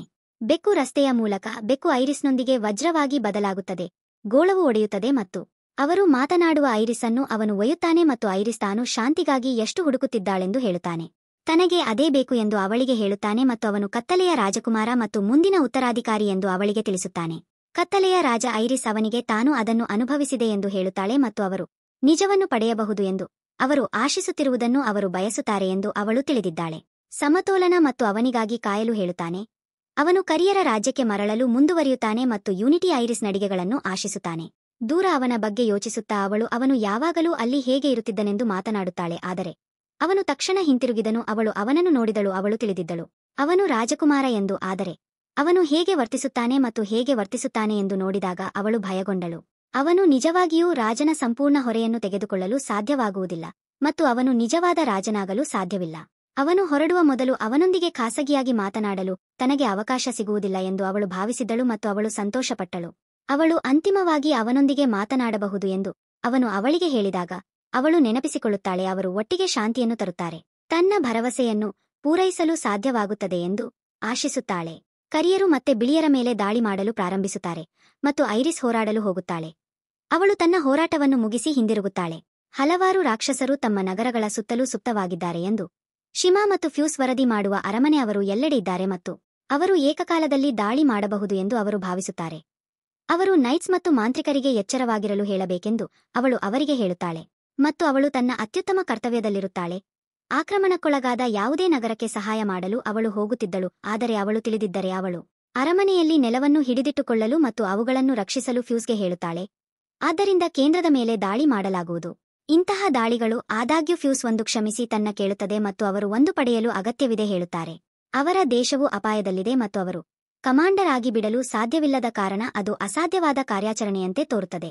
ರಾತ್ರಿ ಅವನು ತನ್ನನ್ನು ತಾನು ರಕ್ಷಿಸಿಕೊಳ್ಳುತ್ತಾನೆ ಮತ್ತು ರಾಣಿಯು ತನ್ನ ಕೊನೆಯ ಹೋರಾಟದಿಂದ ಗಾಯಗೊಂಡಿದ್ದಾಳೆ ಮತ್ತು ಅವಳು ಗಾಯಗೊಂಡಿಲ್ಲ ಎಂದು ಅವರಿಗೆ ನೆನಪಿಸುತ್ತಾನೆ. ಸಂಪೂರ್ಣವಾಗಿ ಚೇತರಿಸಿಕೊಂಡ ಅವನು ತನ್ನ ದಾರಿಯಿಂದ ಹೊರಬರಲು ಮತ್ತು ರಾಣಿಯ ಕಾಯಿಲೆಗೆ ಪರಿಹಾರವನ್ನು ಕಂಡುಕೊಳ್ಳಲು ಬಯಸುತ್ತಾನೆ. ಆದರೆ ಅವನಿಗೆ ತಿಳಿದಿಲ್ಲ ಅವಳು ಎಷ್ಟು ಸಮಯ ತೆಗೆದುಕೊಳ್ಳುತ್ತಾಳೆ. ಆದರೆ ಅವನು ಹೊರಡಲು ಬಯಸಿದ ಕಾರಣವು ತುಂಬಾ ದೊಡ್ಡದಾಗಿದೆ ಎಂದು ತೋರುತ್ತದೆ. ಅದು ಅವರಿಗೆ ಅವಕಾಶ ನೀಡುವುದು ತುಂಬಾ ಅಪಾಯವಾಗಿದೆ. ಹೋಗಿ ಅವರು ಅವನನ್ನು ಹೋಗಲು ನಿರಾಕರಿಸಿದರು ಮತ್ತು ರಾಣಿಯು ತಾನು ಉತ್ತಮವಾಗಬೇಕೆಂದು ಒತ್ತಾಯಿಸುತ್ತಾಳೆ ಮತ್ತು ಅವನು ತನ್ನ ಬಗ್ಗೆ ಚಿಂತಿಸಬೇಕಾಗಿಲ್ಲ. ಅವಳು ತಮ್ಮ ತಂಡಗಳೊಂದಿಗೆ ತರಬೇತಿ ನೀಡಲು ಮತ್ತು ಅವರು ಸಿದ್ಧರಾಗಿದ್ದಾರೆ ಎಂದು ಖಚಿತಪಡಿಸಿಕೊಳ್ಳಲು ಹೇಳುತ್ತಾಳೆ. ಅರಮನೆಯ ಫ್ಯೂಸ್ನ ಹೊರಗಿನ ಆಕ್ರಮಣಕ್ಕಾಗಿ ಶಿಮಾಗೆ ಅವನು ನಿಜವಾಗಿಯೂ ಪದಗಳನ್ನು ಅರ್ಥೈಸುತ್ತಾನೆ ಎಂದು ಹೇಳುತ್ತಾನೆ. ಅವರು ಹೇಳಿದರು ಮತ್ತು ಅವರು ಬಿಟ್ಟು ಹೋಗಬೇಕು ಮತ್ತು ಅವಳ ಅನಾರೋಗ್ಯಕ್ಕೆ ಪರಿಹಾರವನ್ನು ಪಡೆಯಬೇಕು. ಆದರೆ ಶೀಮಾ ಕೂಡ ಅವನನ್ನು ತೊರೆಯುವುದನ್ನು ಬೆಂಬಲಿಸುವುದಿಲ್ಲ. ಅವನು ಯಾರೊಂದಿಗೆ ನೈಟ್ಗಳನ್ನು ಬಿಡಲು ಬಯಸುತ್ತಾನೆ ಎಂದು ಅವಳು ಅವನನ್ನು ಕೇಳುತ್ತಾಳೆ ಮತ್ತು ಅವಳು ಅವಳ ಪರವಾಗಿ ಕರ್ತವ್ಯವನ್ನು ತೆಗೆದುಕೊಳ್ಳಬಹುದೇ ಎಂದು ಅವನು ಕೇಳುತ್ತಾನೆ. ಅವಳು ಮಾಂತ್ರಿಕರನ್ನು ಮತ್ತು ನೈಟ್ಸನ್ನು ಹೇಗೆ ಒಟ್ಟಿಗೆ ಮುನ್ನಡೆಸುತ್ತಾಳೆ ಎಂದು ಆಶ್ಚರ್ಯಪಡುತ್ತಾಳೆ ಮತ್ತು ಅದು ಅಸಾಧ್ಯವೆಂದು ಅವನಿಗೆ ನೆನಪಿಸುತ್ತಾಳೆ. ಆದರೆ ಅವನು ಕೇಳುತ್ತಾನೆ. ಬದಲಿಗೆ ತಿಯೋಗೆ ಕರ್ತವ್ಯವನ್ನು ನೀಡಬಹುದು. ಅದು ನಗುವಂತೆ ತೋರುತ್ತದೆ ಏಕೆಂದರೆ ತಿಯೋ ಸಹ ಅಲ್ಲ ಒಬ್ಬ ನೈಟ್ ಮತ್ತು ಅವನು ಚಿಕ್ಕ ಹುಡುಗ ಶಿಮಾ ತನ್ನ ಸಹೋದರ ತಮಾಷೆ ಮಾಡುತ್ತಿದ್ದಾನೆ ಮತ್ತು ಅವಳು ಎಂದು ಊಹಿಸುತ್ತಾಳೆ. ಅಲೇನ್ಸ್ ಸೂಚನೆಗಳಿಗೆ ಉತ್ತಮ ಚಿಕಿತ್ಸೆ ಪರಿಹಾರದ ಬಗ್ಗೆ ಯೋಚಿಸುತ್ತಿರುತ್ತದೆ. ಅವನು ತುಂಬಾ ವಿಚಲಿತನಾಗಿದ್ದಾನೆ ಮತ್ತು ಅವನು ಹೇಳುವ ಅವನ ಸಮಸ್ಯೆಗೆ ಪರಿಹಾರವಿದೆ ಎಂದು ಹೇಳುತ್ತಾನೆ. ಅವನ ರಾಣಿಯ ದೇಹವು ಸರಿಯಾಗಿದೆ. ಆದರೆ ಅವಳ ಶಕ್ತಿಯು ಚೆಂಡಿನ ವಿರುದ್ಧ ಹೋರಾಡಲು ಬಳಸಿದ ಶಕ್ತಿಗಳೊಂದಿಗೆ ಮತ್ತೆ ಒಂದಾಗಲಿಲ್ಲ. ಪರಿಣಾಮವಾಗಿ ಆಕೆಯನ್ನು ಗುಣಪಡಿಸುವ ಉತ್ತಮ ಶಕ್ತಿಯು ಹೇರಳವಾಗಿರುವ ಸ್ಥಳದ ಅಗತ್ಯವಿದೆ ಮತ್ತು ಅವರು ಅವಳನ್ನು ಕರೆತಂದರೆ ಓಯ್ ಒಂದು ಸ್ಥಳವು ತಿಳಿದಿದೆ ಎಂದು ಅವನು ಹೇಳಿಕೊಳ್ಳುವ ನೈಸರ್ಗಿಕ ಪ್ರಕ್ರಿಯೆಗಾಗಿ ಕಾಯುವ ಬದಲು ಅವಳು ತಕ್ಷಣವೇ ಗುಣಮುಖಳಾಗುತ್ತಾಳೆ. ಅದು ಅಸ್ತಿತ್ವದಲ್ಲಿದೆ. ಆದರೆ ಈ ಸ್ಥಳವು ತುಂಬಾ ಅಪಾಯಕಾರಿಯಾಗಿದೆ ಎಂದು ಅವರು ಹೇಳುತ್ತಾರೆ. ಯಾರು ಬದುಕುಳಿಯುತ್ತಾರೆ ಎಂದು ಹೇಳಲಾಗಿಲ್ಲ ಎಂದು ಫ್ಯೂಸ್ ಅವರನ್ನು ಕೇಳುತ್ತದೆ. ಈ ಸ್ಥಳವು ತುಂಬಾ ಅಪಾಯಕಾರಿಯಾಗಿದ್ದು ಬಿಳಿಯರ ಸರ್ವಶಕ್ತ ನೈಟ್ ಕಮಾಂಡರ್ ಮತ್ತು ಎಲ್ವೆಸ್ನ ಅಲೇನ್ಗಳು ಬದುಕಲು ಸಾಧ್ಯವಿಲ್ಲ. ಕ್ಯಾಂಟ್ ಅಲೇನ್ಸ್ ಅವರು ಅದನ್ನು ನಿರ್ವಹಿಸಬಹುದೆಂದು ಅವರಿಗೆ ಹೇಳುತ್ತಾನೆ. ಆದರೆ ಆ ಹುಚ್ಚುತನದ ಸಮಯದಲ್ಲಿ ರಾಣಿ ಅವನನ್ನು ಬಿಡಲು ಅನುಮತಿಸಿದರೆ ಆಶ್ಚರ್ಯವಾಗುತ್ತದೆ. ಐರಿಸ್ ತನಗೆ ಹೋಗಲು ಅವಕಾಶ ನೀಡಿದ್ದಾನೆ ಮತ್ತು ಅವರು ಹೊರಡಲು ಯೋಜಿಸಿದ್ದಾರೆ ಎಂದು ಅವರು ಅಲೇನ್ಸ್ಗೆ ಸುಳ್ಳು ಹೇಳಿದರು. ನೈಟ್ಗಳಲ್ಲಿ ಒಬ್ಬರು ಹೇಳಲು ಬಂದಾಗ ಶಿಮಾ ಮಾಂತ್ರಿಕರೊಂದಿಗೆ ತನ್ನ ಕೊರೆಯುವಿಕೆಯನ್ನು ಮುಂದುವರಿಸುತ್ತಾಳೆ. ಅವಳ ಫ್ಯೂಸ್ ಕಾಣೆಯಾಗಿದೆ. ಅವಳು ತಕ್ಷಣ ಐರಿಸ್ಗೆ ವರದಿ ಮಾಡಲು ಹೋಗಿ ಅವಳಿಗೆ ಹೇಳುತ್ತಾಳೆ. ಫ್ಯೂಸ್ ತನ್ನ ಆರೋಗ್ಯಕ್ಕೆ ಪರಿಹಾರವನ್ನು ಹುಡುಕಲು ಹೋಗಿದೆ ಎಂದು ಭಾವಿಸುತ್ತಾಳೆ. ಆದರೆ ಅವಳು ಐರಿಸ್ಗೆ ಕ್ಷಮೆಯಾಚಿಸುತ್ತಾಳೆ. ಚಿಂತೆ ಮಾಡಲು ಯಾವುದೇ ಕಾರಣವಿಲ್ಲ ಎಂದು ಅವಳು ಅವಳಿಗೆ ಹೇಳುತ್ತಾಳೆ ಮತ್ತು ಅವರು ಪರಿಸ್ಥಿತಿಯನ್ನು ನಿಭಾಯಿಸಬಹುದು. ಅಲೇನ್ಸ್ ಪರ್ವತಕ್ಕೆ ಫ್ಯೂಸ್ ತೆಗೆದುಕೊಳ್ಳುತ್ತದೆ ಮತ್ತು ಅವನಿಗೆ ದಾರಿ ತೋರಿಸುತ್ತಾನೆ. ಆದರೆ ಯಾವ ವ್ಯಕ್ತಿಯೂ ತಾನು ಸಂಪೂರ್ಣವಾಗಿ ಜೀವಂತವಾಗಿ ಹಿಂತಿರುಗಿಲ್ಲ ಎಂದು ಹೇಳುತ್ತಾನೆ. ಅವರು ಅದನ್ನು ಮಾಡಬಹುದು ಎಂದು ಒತ್ತಾಯಿಸುತ್ತಾರೆ ಮತ್ತು ಅವರು ಕರಿಯರ ನಗರಕ್ಕೆ ಪ್ರವೇಶಿಸುತ್ತಾರೆ. ರಾಜಕುಮಾರನು ತನ್ನ ಕೊನೆಯ ಎನ್ಕೌಂಟರ್ ಬಗ್ಗೆ ಯೋಚಿಸುತ್ತಾನೆ. ಆ ದಿನದಂದು ಬಿಳಿಯರೊಂದಿಗೆ ಅವನು ರಾಣಿಯನ್ನು ಭೇಟಿಯಾಗಿದ್ದನೆಂದು ಯಾರಿಗೂ ತಿಳಿಸಲು ಸಾಧ್ಯವಾಗಲಿಲ್ಲ. ಆದ್ದರಿಂದ ಅವನು ಬೇಗನೆ ಹಾರಿಹೋದನು. ಹಡಗು ಮತ್ತು ಅವನು ಹೊರಟು ಹೋದನು. ಆದರೆ ನಗರಕ್ಕೆ ಹಿಂದಿರುಗಿದ ನಂತರ ಅವನಿಗೆ ಸಾಧ್ಯವಾಗಲಿಲ್ಲ. ರಾಜನನ್ನು ನೋಡಲು ಅವನು ಅಡಲೆಯೊಂದಿಗಿನ ಸಮಸ್ಯೆಯ ಕಾರಣ ಎಂದು ಆಶ್ಚರ್ಯಪಡುತ್ತಾನೆ, ಆದರೆ ಅವನು ಭೇಟಿಯಾಗಲು ಸ್ವಲ್ಪ ಕಾಳಜಿ ವಹಿಸುವುದಿಲ್ಲ. ರಾಜನು ಐರಿಸ್ನ ಬಗ್ಗೆ ಹೆಚ್ಚು ಕಾಳಜಿ ವಹಿಸುತ್ತಾನೆ. ಅವಳು ತುಂಬಾ ಭಾರವನ್ನು ಹೊತ್ತಿದ್ದಾಳೆಂದು ಅವನು ಭಾವಿಸುತ್ತಾನೆ. ಅವಳ ಪುಟ್ಟ ಭುಜವು ಬಿಳಿಯರ ಹೊರೆ ಮಾತ್ರವಲ್ಲದೆ ಇಡೀ ಪ್ರಪಂಚದ ಹೊರೆ ಮತ್ತು ಅವನು ಅವಳಿಗೆ ಸಹಾಯ ಮಾಡಲು ಕಾಯಲು ಸಾಧ್ಯವಿಲ್ಲ. ವಾಲಿಸ್ನೊಂದಿಗೆ ತರಬೇತಿ ನೀಡಿ ಮತ್ತು ಅವನು ತುಂಬಾ ವೇಗದಲ್ಲಿ ತರಬೇತಿ ನೀಡುತ್ತಾನೆ. ವಾಲಿಸ್ ಏಕೆ ಎಂದು ಆಶ್ಚರ್ಯಪಡುತ್ತಾನೆ. ಬಿಳಿ ಬಣ್ಣದಿಂದ ಹಿಂತಿರುಗಿದಾಗ ಅವನು ಹೆಚ್ಚು ದೃಢನಿಶ್ಚಯವನ್ನು ಹೊಂದಿದ್ದಾನೆಯೇ ಎಂದು ಕೇಳುತ್ತಾನೆ. ಅವನು ವಾಲಿಸ್ ಬಗ್ಗೆ ಕೇಳುತ್ತಾನೆ. ಬಿಳಿಯರು ಮತ್ತು ಕರಿಯರು ಮತ್ತು ವಲಿಸ್ ಅವರಿಗೆ ತಿಳಿಸುತ್ತಾರೆ. ರಾಜನು ಅವರ ನಡುವೆ ಯಾವುದೇ ಸಂವಹನ ಇರುವುದಿಲ್ಲ ಎಂದು ಘೋಷಿಸಿದರು. ಬಿಳಿಯರು ಮತ್ತು ಕರಿಯರು ಮತ್ತೆ ಆದ್ದರಿಂದ ಅವರ ಬಗ್ಗೆ ಯೋಚಿಸಬಾರದು ಎಂದು ಅವರು ವಾಲಿಸ್ ಕೇಳುತ್ತಾರೆ.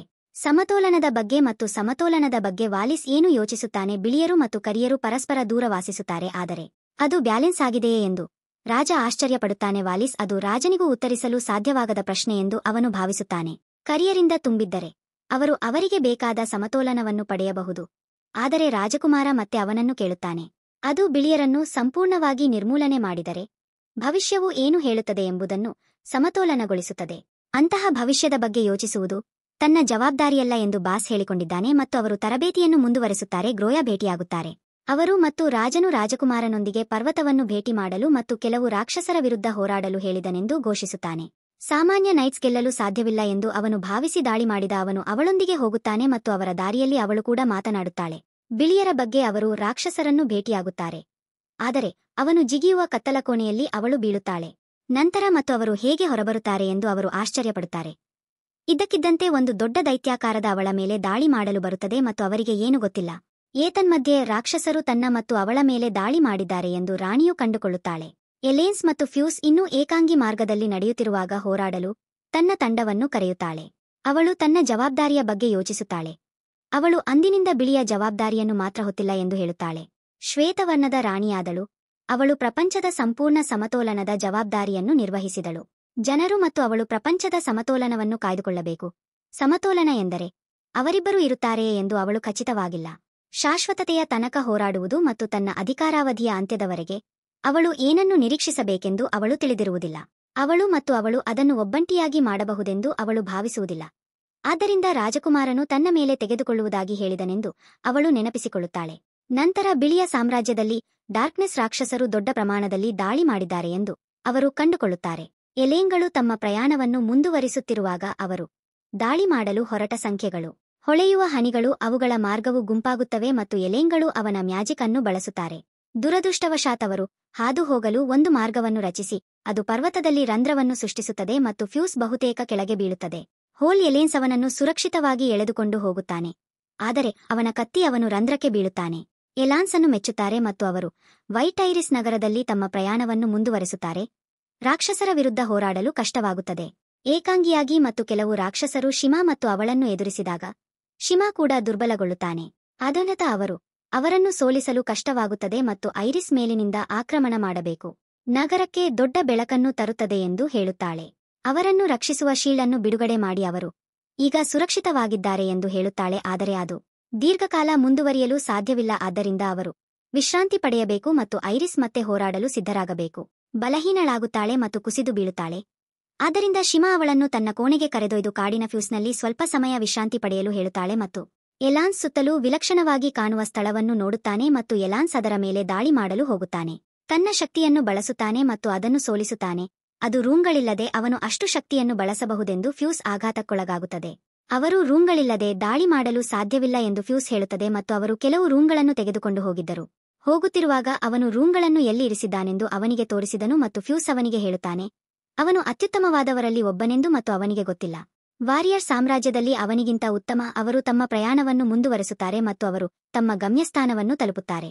ಅವರು ಸ್ಥಳಕ್ಕೆ ಮುಚ್ಚಿದ ಪ್ರವೇಶವನ್ನು ನೋಡುತ್ತಾರೆ ಮತ್ತು ಅಲೇನ್ಸ್ ಪ್ರವೇಶದ್ವಾರವನ್ನು ನಾಶಪಡಿಸುತ್ತಾರೆ ಮತ್ತು ಅವರು ನೋಡುವ ಸ್ಥಳಕ್ಕೆ ಪ್ರವೇಶಿಸುತ್ತಾರೆ. ಹೊಳೆಯುವ ಹನಿಗಳ ಹರಿವು ಮತ್ತು ಫ್ಯೂಸ್ ಹನಿಗಳನ್ನು ಪಡೆಯಲು ಓಡುತ್ತದೆ, ಆದರೆ ಅಲನ್ ಅವನನ್ನು ತಡೆಯುತ್ತಾನೆ ಮತ್ತು ಆ ಸ್ಥಳವು ವಾಸ್ತವವಾಗಿ ತುಂಬಾ ಆಮ್ಲೀಯವಾಗಿದೆ ಮತ್ತು ಅವನು ಎಸೆದ ಅದರೊಳಗೆ ಪ್ರವೇಶಿಸುವ ಯಾವುದನ್ನಾದರೂ ಅದು ನಾಶಪಡಿಸುತ್ತದೆ ಎಂದು ಅವನಿಗೆ ಹೇಳುತ್ತಾನೆ. ಅದರೊಳಗೆ ಕಲ್ಲು ಮತ್ತು ಕಲ್ಲು ಹಿಂತಿರುಗಿ ಮತ್ತು ತುಂಡುಗಳಾಗಿ ಒಡೆಯುವುದನ್ನು ಅವರು ನೋಡುತ್ತಾರೆ. ಅವರು ಹಿಂತಿರುಗಬೇಕು ಮತ್ತು ವಿಶ್ರಾಂತಿ ಪಡೆಯಬೇಕು ಎಂದು ಫ್ಯೂಸ್ಗೆ ಹೇಳುತ್ತದೆ, ಆದರೆ ಫ್ಯೂಸ್ ನಿರಾಕರಿಸುತ್ತದೆ. ಅವನು ಸಾಯುತ್ತಾನೆ. ಅವನು ಐರಿಸ್ಗಾಗಿ ಹನಿಗಳನ್ನು ಪಡೆಯುತ್ತಾನೆ ಎಂದು ಖಚಿತಪಡಿಸಿಕೊಳ್ಳುತ್ತಾನೆ. ಅವನಿಗೆ ರಾಜ್ಯವು ಖಚಿತವಾಗಿದೆ. ಈಗ ಆಕ್ರಮಣಕ್ಕೊಳಗಾಗಿರಬಹುದು ಮತ್ತು ಅವನಿಗೆ ವ್ಯರ್ಥ ಮಾಡಲು ಸಮಯವಿಲ್ಲ. ಅವನು ಆಮ್ಲೀಯ ನೀರಿನಲ್ಲಿ ನಡೆದು ಹನಿಯನ್ನು ತೆಗೆದುಕೊಳ್ಳುತ್ತಾನೆ. ಮತ್ತೊಂದೆಡೆ ರೋಸಾ ದೈತ್ಯನನ್ನು ನಾಶ ಮಾಡಲು ರಾಜಕುಮಾರನಿಗೆ ಸಹಾಯ ಮಾಡುತ್ತಾನೆ. ಅವನು ಅವಳನ್ನು ಮೆಚ್ಚುತ್ತಾನೆ ಮತ್ತು ಅವರು ತಮ್ಮ ದಾರಿಯನ್ನು ಕಂಡುಕೊಳ್ಳಲು ಹಿಂದಿರುಗುತ್ತಾರೆ. ಅವರ ದಾರಿಯಲ್ಲಿ ಕಿಂಗ್ಡಮ್ನ ಅಗ್ರಸ್ಥಾನದಲ್ಲಿ ಅವಳು ಅವನನ್ನು ಕೇಳುತ್ತಾಳೆ. ಅವರು ಬಿಳಿಯನ್ನು ಮತ್ತೆ ಭೇಟಿ ಮಾಡಲು ಸಾಧ್ಯವಾಗುವುದಿಲ್ಲ ಎಂದು ಅವನು ಭಾವಿಸಿದರೆ ಮತ್ತು ಅವಳು ಆನಂದಿಸುತ್ತಿದ್ದಾಳೆ ಎಂದು ಹೇಳುತ್ತಾಳೆ. ಅವರ ಕಂಪನಿಯು ರಾಜನು ಏನು ಯೋಚಿಸುತ್ತಾನೆಂದು ತನಗೆ ತಿಳಿದಿಲ್ಲ ಎಂದು ಅವಳು ಹೇಳುತ್ತಾಳೆ. ಆದರೆ ಅವರಲ್ಲಿ ಯಾರೂ ರಾಜನ ವಿರುದ್ಧ ಹೋಗಲಾರರು. ಅವಳು ಇತ್ತೀಚೆಗೆ ಸ್ವಲ್ಪ ಮೀನುಗಳನ್ನು ಪಡೆದಿದ್ದಾಳೆ ಮತ್ತು ತಿನ್ನಲು ಬಯಸುತ್ತಾಳೆ. ಆದ್ದರಿಂದ ಅವನು ತನ್ನೊಂದಿಗೆ ಸೇರಿಕೊಳ್ಳುತ್ತೀಯಾ ಎಂದು ಕೇಳುತ್ತಾಳೆ. ಅವನು ಅವಳನ್ನು ಸೇರಲು ಒಪ್ಪುತ್ತಾನೆ ಮತ್ತು ಅವರು ಮನೆಯಲ್ಲಿ ಅವಳ ಮನೆಗೆ ಹೋಗುತ್ತಾರೆ. ಅವಳು ಅವನನ್ನು ಸೇರಿದ್ದಕ್ಕಾಗಿ ಮೆಚ್ಚುತ್ತಾಳೆ ಮತ್ತು ಅವನನ್ನು ಭೇಟಿಯಾಗಲು ಹೋಗುತ್ತಾಳೆ ಮತ್ತು ಅವಳು ಅವನ ಕೈಗಳನ್ನು ಹಿಡಿದುಕೊಂಡಳು. ಅವನಿಗೆ ರಾಜ್ಯಕ್ಕಾಗಿ ಬಹಳ ದೊಡ್ಡ ಉದ್ದೇಶವಿದೆ ಎಂದು ಅವಳು ತಿಳಿದಿದ್ದಾಳೆ ಮತ್ತು ಆ ದಿನದಿಂದಲೂ ಅವಳು ಅವನನ್ನು ಬೆಂಬಲಿಸಲು ಬಯಸುತ್ತಾಳೆ ಎಂದು ಹೇಳುತ್ತಾಳೆ. ಅವಳು ಅವನನ್ನು ಭೇಟಿಯಾದಳು. ಅವಳು ಅವನನ್ನು ಆರಾಧಿಸುತ್ತಿದ್ದಳು. ಆದರೂ ಅವನು ಬೆಳಕಿನ ರಾಣಿ ಐರಿಸ್ ಜೊತೆ ಇರಲು ಬಯಸುತ್ತಾನೆ ಎಂದು ಅವಳು ತಿಳಿದಿದ್ದಳು ಮತ್ತು ಅವನು ಅವಳನ್ನು ಇಷ್ಟಪಡುತ್ತಾಳೆ. ಅವಳು ಹರಿದು ಹೋಗಲು ಪ್ರಾರಂಭಿಸುತ್ತಾಳೆ ಮತ್ತು ಅವಳು ಹೊರಡುವಾಗ ಅಲ್ಲಿಂದ ಓಡಿ ಹೋಗುತ್ತಾಳೆ. ಅವನು ಅಂತಿಮವಾಗಿ ಫ್ಯೂಸ್ ಮತ್ತು ಯಾರೊಂದಿಗೆ ಇರಬೇಕೆಂದು ನಿರ್ಧರಿಸಿದರು. ಅವಳು ಅವನಿಗೆ ತುಂಬಾ ಬೆಂಬಲವಾಗಿ ಉಳಿಯುತ್ತಾಳೆ ಎಂದು ಅವನಿಗೆ ಹೇಳುತ್ತಾಳೆ. ಚಂಗ್ಲಾಯತ ಬಿಳಿಯ ರಾಜ್ಯಕ್ಕೆ ಹಿಂದಿರುಗಿ ಶೈನಿಂಗ್ ಹನಿಗಳನ್ನು ರಾಣಿಗೆ ಕೊಂಡೊಯ್ಯುತ್ತಾನೆ. ಅವರು ಅದನ್ನು ಅವಳ ಮೇಲೆ ಬಳಸುತ್ತಾರೆ ಮತ್ತು ಅವಳು ತಕ್ಷಣ ಗುಣಮುಖಳಾಗುತ್ತಾಳೆ. ಅವನು ದೂರದಲ್ಲಿದ್ದಾಗ ಏನಾಯಿತು ಎಂದು ಅವಳು ಹೇಳುತ್ತಾಳೆ ಮತ್ತು ತಾನು ನೈಟ್ಸ್ನಿಂದ ಕೇಳಿದ್ದೇನೆ ಎಂದು ಅವನು ಅವಳಿಗೆ ಹೇಳುತ್ತಾಳೆ. ಶೀಲ್ಡ್ ಎಷ್ಟು ಸಮಯ ಹಿಡಿದಿಟ್ಟುಕೊಳ್ಳುತ್ತದೆ ಮತ್ತು ಅವರಿಗೆ ಗೊತ್ತಿಲ್ಲ ಎಂದು ಅವಳು ಅವನಿಗೆ ಹೇಳುತ್ತಾಳೆ. ಚೇತರಿಸಿಕೊಂಡಾಗ ಸಿದ್ಧರಾಗಿರಿ. ಅವಳು ಪ್ರಾರ್ಥಿಸಲು ಹೋದಳು ಮತ್ತು ಅವಳು ಭರವಸೆಯನ್ನು ನೆನಪಿಸಿಕೊಳ್ಳುತ್ತಾಳೆ. ರಾಜಕುಮಾರ ಅವಳಿಗೆ ಮಾಡಿದಳು. ಅವಳು ಫ್ಯೂಸ್ ಪ್ರಾರ್ಥಿಸುವಾಗ ರಾಜಕುಮಾರನೊಂದಿಗೆ ಬೆಳಕಿನ ಹಾದಿಯನ್ನು ನಡೆಸಲು ಸಾಧ್ಯವಾಗುತ್ತದೆ ಎಂದು ಅವಳು ಭಾವಿಸುತ್ತಾಳೆ. ಅವಳ ಬಳಿಗೆ ಬಂದು ಅವಳೊಂದಿಗೆ ಮಧ್ಯಪ್ರವೇಶಿಸಿ ಅವನು ಅವಳನ್ನು ಉತ್ಸಾಹದಿಂದ ಪ್ರಾರ್ಥಿಸುವುದನ್ನು ನೋಡಿ ಅವಳನ್ನು ಕೇಳುತ್ತಾನೆ. ಹೆಚ್ಚು ಪ್ರಾರ್ಥಿಸುವ ಮೂಲಕ ತನ್ನನ್ನು ತಾನೇ ಆಯಾಸಗೊಳಿಸಬಾರದು ಎಂದು ಅವನು ಅವಳಿಗೆ ಹೇಳುತ್ತಾನೆ. ಕರಿಯರ ಸಾಮ್ರಾಜ್ಯದೊಂದಿಗಿನ ಅವರ ಯುದ್ಧವು ಸೆಳೆಯುತ್ತಿದೆ ಮತ್ತು ಅವರು ಯಾವಾಗಲೂ ಅವರಿಗೆ ನೀಡಿದ್ದಕ್ಕಾಗಿ ಕ್ಷಮೆಯಾಚಿಸುವ ಮೆಚ್ಚುಗೆಗೆ ತನ್ನ ಎಲ್ಲಾ ಶಕ್ತಿಯ ಅಗತ್ಯವಿದೆ. ದಿ ಶೈನಿಂಗ್ ಡ್ರಾಪ್ಲೆಟ್ಸ್ಗಾಗಿ ಅವಳು ಅವನನ್ನು ಮೆಚ್ಚುವ ಸಮಸ್ಯೆಗಳು, ಆದರೆ ಅವಳು ಚಿಂತಿಸಬೇಕಾಗಿಲ್ಲ ಎಂದು ಅವನು ಅವಳಿಗೆ ಹೇಳುತ್ತಾನೆ. ಔಚಾ ಕಮಾಂಡರ್ ಆಗಿ ಅಧಿಕೃತ ಕರ್ತವ್ಯ ಅವಳು ಯಾವಾಗಲೂ ಅವನ ಮತ್ತು ಅವನ ಸಹೋದರಿ ಮತ್ತು ಅವಳ ಮೇಲೆ ಅವಲಂಬಿತವಾಗಿದೆ ಎಂದು ದೂರುತ್ತಾರೆ. ಅವರಿಲ್ಲದೆ ಅವಳು ಏನು ಮಾಡಬಹುದೆಂದು ತಿಳಿದಿಲ್ಲ, ಆದರೆ ಅವನ ಇಡೀ ಕುಟುಂಬವು ಅವಳಿಗೆ ಸೇವೆ ಸಲ್ಲಿಸುತ್ತದೆ ಎಂದು ಅವಳಿಗೆ ಭರವಸೆ ನೀಡಿತು. ದಿನದ ಅಂತ್ಯದವರೆಗೂ ಅವನು ಯುದ್ಧದ ನಿರೀಕ್ಷೆಯಲ್ಲಿ ತನ್ನ ಸೈನಿಕರನ್ನು ಕೊರೆಯಲು ಹೊರಡುತ್ತಾನೆ. ಈ ದಿನದಂದು ರಾಜಕುಮಾರನು ಎಚ್ಚರಗೊಳ್ಳುತ್ತಾನೆ.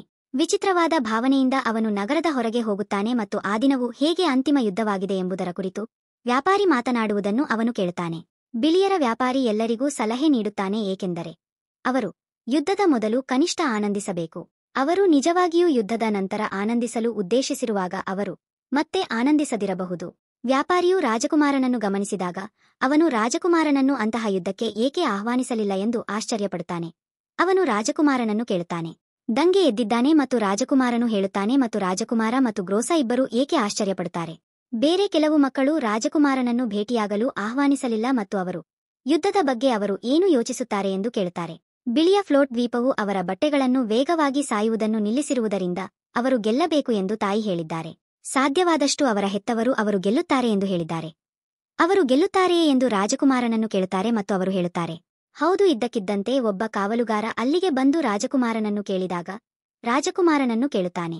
ಅವನು ಏನು ಬಂದಿದ್ದಾನೆಂದು. ಅವನು ರಾಜಕುಮಾರನಿಗೆ ಅವನನ್ನು ಕರೆಯಲು ಕಳುಹಿಸಲಾಗಿದೆ ಎಂದು ಹೇಳುತ್ತಾನೆ ಮತ್ತು ರಾಜಕುಮಾರ ಅವನೊಂದಿಗೆ ಹೋಗುತ್ತಾನೆ ಮತ್ತು ಅವರು ಹಾದು ಹೋಗುತ್ತಾರೆ. ಯುದ್ಧವು ಪ್ರಾರಂಭವಾಗುವ ಸ್ವಲ್ಪ ಮೊದಲು ಗ್ರೋಸಾದ ಮುಂಭಾಗದಲ್ಲಿ ಹಸ್ ಮತ್ತು ಶಿಮಾ ಅವರು ಥಿಯೋನನ್ನು ಕೇಳುತ್ತಾರೆ. ಯುದ್ಧವು ಅವರ ಪರವಾಗಿ ಕೊನೆಗೊಳ್ಳದಿದ್ದರೆ ಅದನ್ನು ಮಾಡುತ್ತೇನೆ. ಅವನು ಬಳಸಿ ನದಿಗೆ ಹಾರಿ ಸುರಕ್ಷತೆಗಾಗಿ ಓಡುತ್ತೇನೆ ಎಂದು ಅವನು ಹೇಳುತ್ತಾನೆ. ಅದು ಅವನ ಕೊನೆಯ ಉಪಾಯವಾಗಿರಬೇಕು ಮತ್ತು ಅದಕ್ಕೂ ಮೊದಲು ಅವನು ಮರೆಮಾಡಲು ಸುರಕ್ಷಿತ ಸ್ಥಳವನ್ನು ಹುಡುಕಬೇಕು ಎಂದು ಅವರು ಅವನಿಗೆ ಹೇಳುತ್ತಾರೆ. ಅವನು ತನ್ನನ್ನು ತಾನು ರಕ್ಷಿಸಿಕೊಳ್ಳುತ್ತಾನೆ ಮತ್ತು ಯುದ್ಧವು ಅವರಿಗೆ ಕಷ್ಟಕರವಾಗುತ್ತಿದೆ ಎಂದು ಅವರು ಭಾವಿಸಿದರೆ ಓಡಿಹೋಗುವಂತೆ ಸಲಹೆ ನೀಡುತ್ತಾರೆ. ಅವನು ಕಳೆದುಕೊಳ್ಳಲು ಸಾಧ್ಯವಿಲ್ಲ ಮತ್ತು ಅವನು ಹೋರಾಡುತ್ತಲೇ ಇರಬೇಕಾದರೂ ಅವನು ಹೋರಾಡುತ್ತಲೇ ಇರುತ್ತಾನೆ ಎಂದು ಥಿಯೋ ಅವನಿಗೆ ನೆನಪಿಸುತ್ತಾನೆ.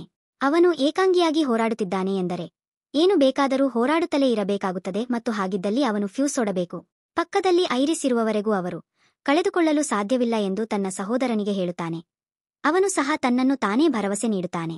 ತನ್ನ ಕೊನೆಯ ಹನಿ ರಕ್ತವನ್ನು ಕಳೆದುಕೊಳ್ಳಬೇಕಾಗುತ್ತದೆ. ಅವನು ಅಂತಿಮವಾಗಿ ಐರಿಸ್ ಯುದ್ಧವನ್ನು ರಕ್ಷಿಸುತ್ತಾನೆ. ಪ್ರಾರಂಭವಾಗುತ್ತದೆ ಮತ್ತು ಕಸ್ ನೈಟ್ಗಳನ್ನು ಒಟ್ಟುಗೂಡಿಸುತ್ತಾನೆ ಮತ್ತು ಶಿವಮಂತ್ರವಾದಿಗಳನ್ನು ಒಟ್ಟುಗೂಡಿಸುತ್ತಾನೆ ಮತ್ತು ಐರಿಸ್ ಹೋಗುತ್ತಾನೆ.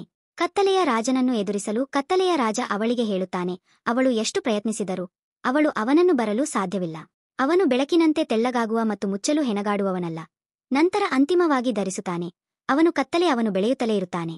ಅವನು ಯಶಸ್ವಿಯಾಗುವವರೆಗೆ ಮತ್ತು ಅವನಿಗೆ ಬೇಕಾದುದನ್ನು ಪಡೆಯುವವರೆಗೆ ದೊಡ್ಡದಾಗಿದೆ ಮತ್ತು ದೊಡ್ಡದು. ಆದ್ದರಿಂದ ಅವಳು ಪಡೆಯುತ್ತಾಳೆ. ಯುದ್ಧದಿಂದ ಬೇಸತ್ತು ವಿಧಿಗೆ ರಾಜೀನಾಮೆ ನೀಡಿ ತನಗೆ ಸೇರದ ವಿಧಿಯನ್ನು ಅವಳು ನಿರಾಕರಿಸುತ್ತಾಳೆ. ಅವಳು ತಾನು ಎಂದು ಅವನಿಗೆ ಹೇಳುತ್ತಾಳೆ. ಪ್ರಪಂಚದ ಸಮತೋಲನವನ್ನು ರಕ್ಷಿಸುತ್ತದೆ ಮತ್ತು ಸಾಮ್ರಾಜ್ಯದಲ್ಲಿ ತನ್ನ ಸಂಪೂರ್ಣ ಜೀವನವನ್ನು ತೆಗೆದುಕೊಂಡರೂ ಅವಳು ಅದನ್ನು ಮಾಡುತ್ತಾಳೆ.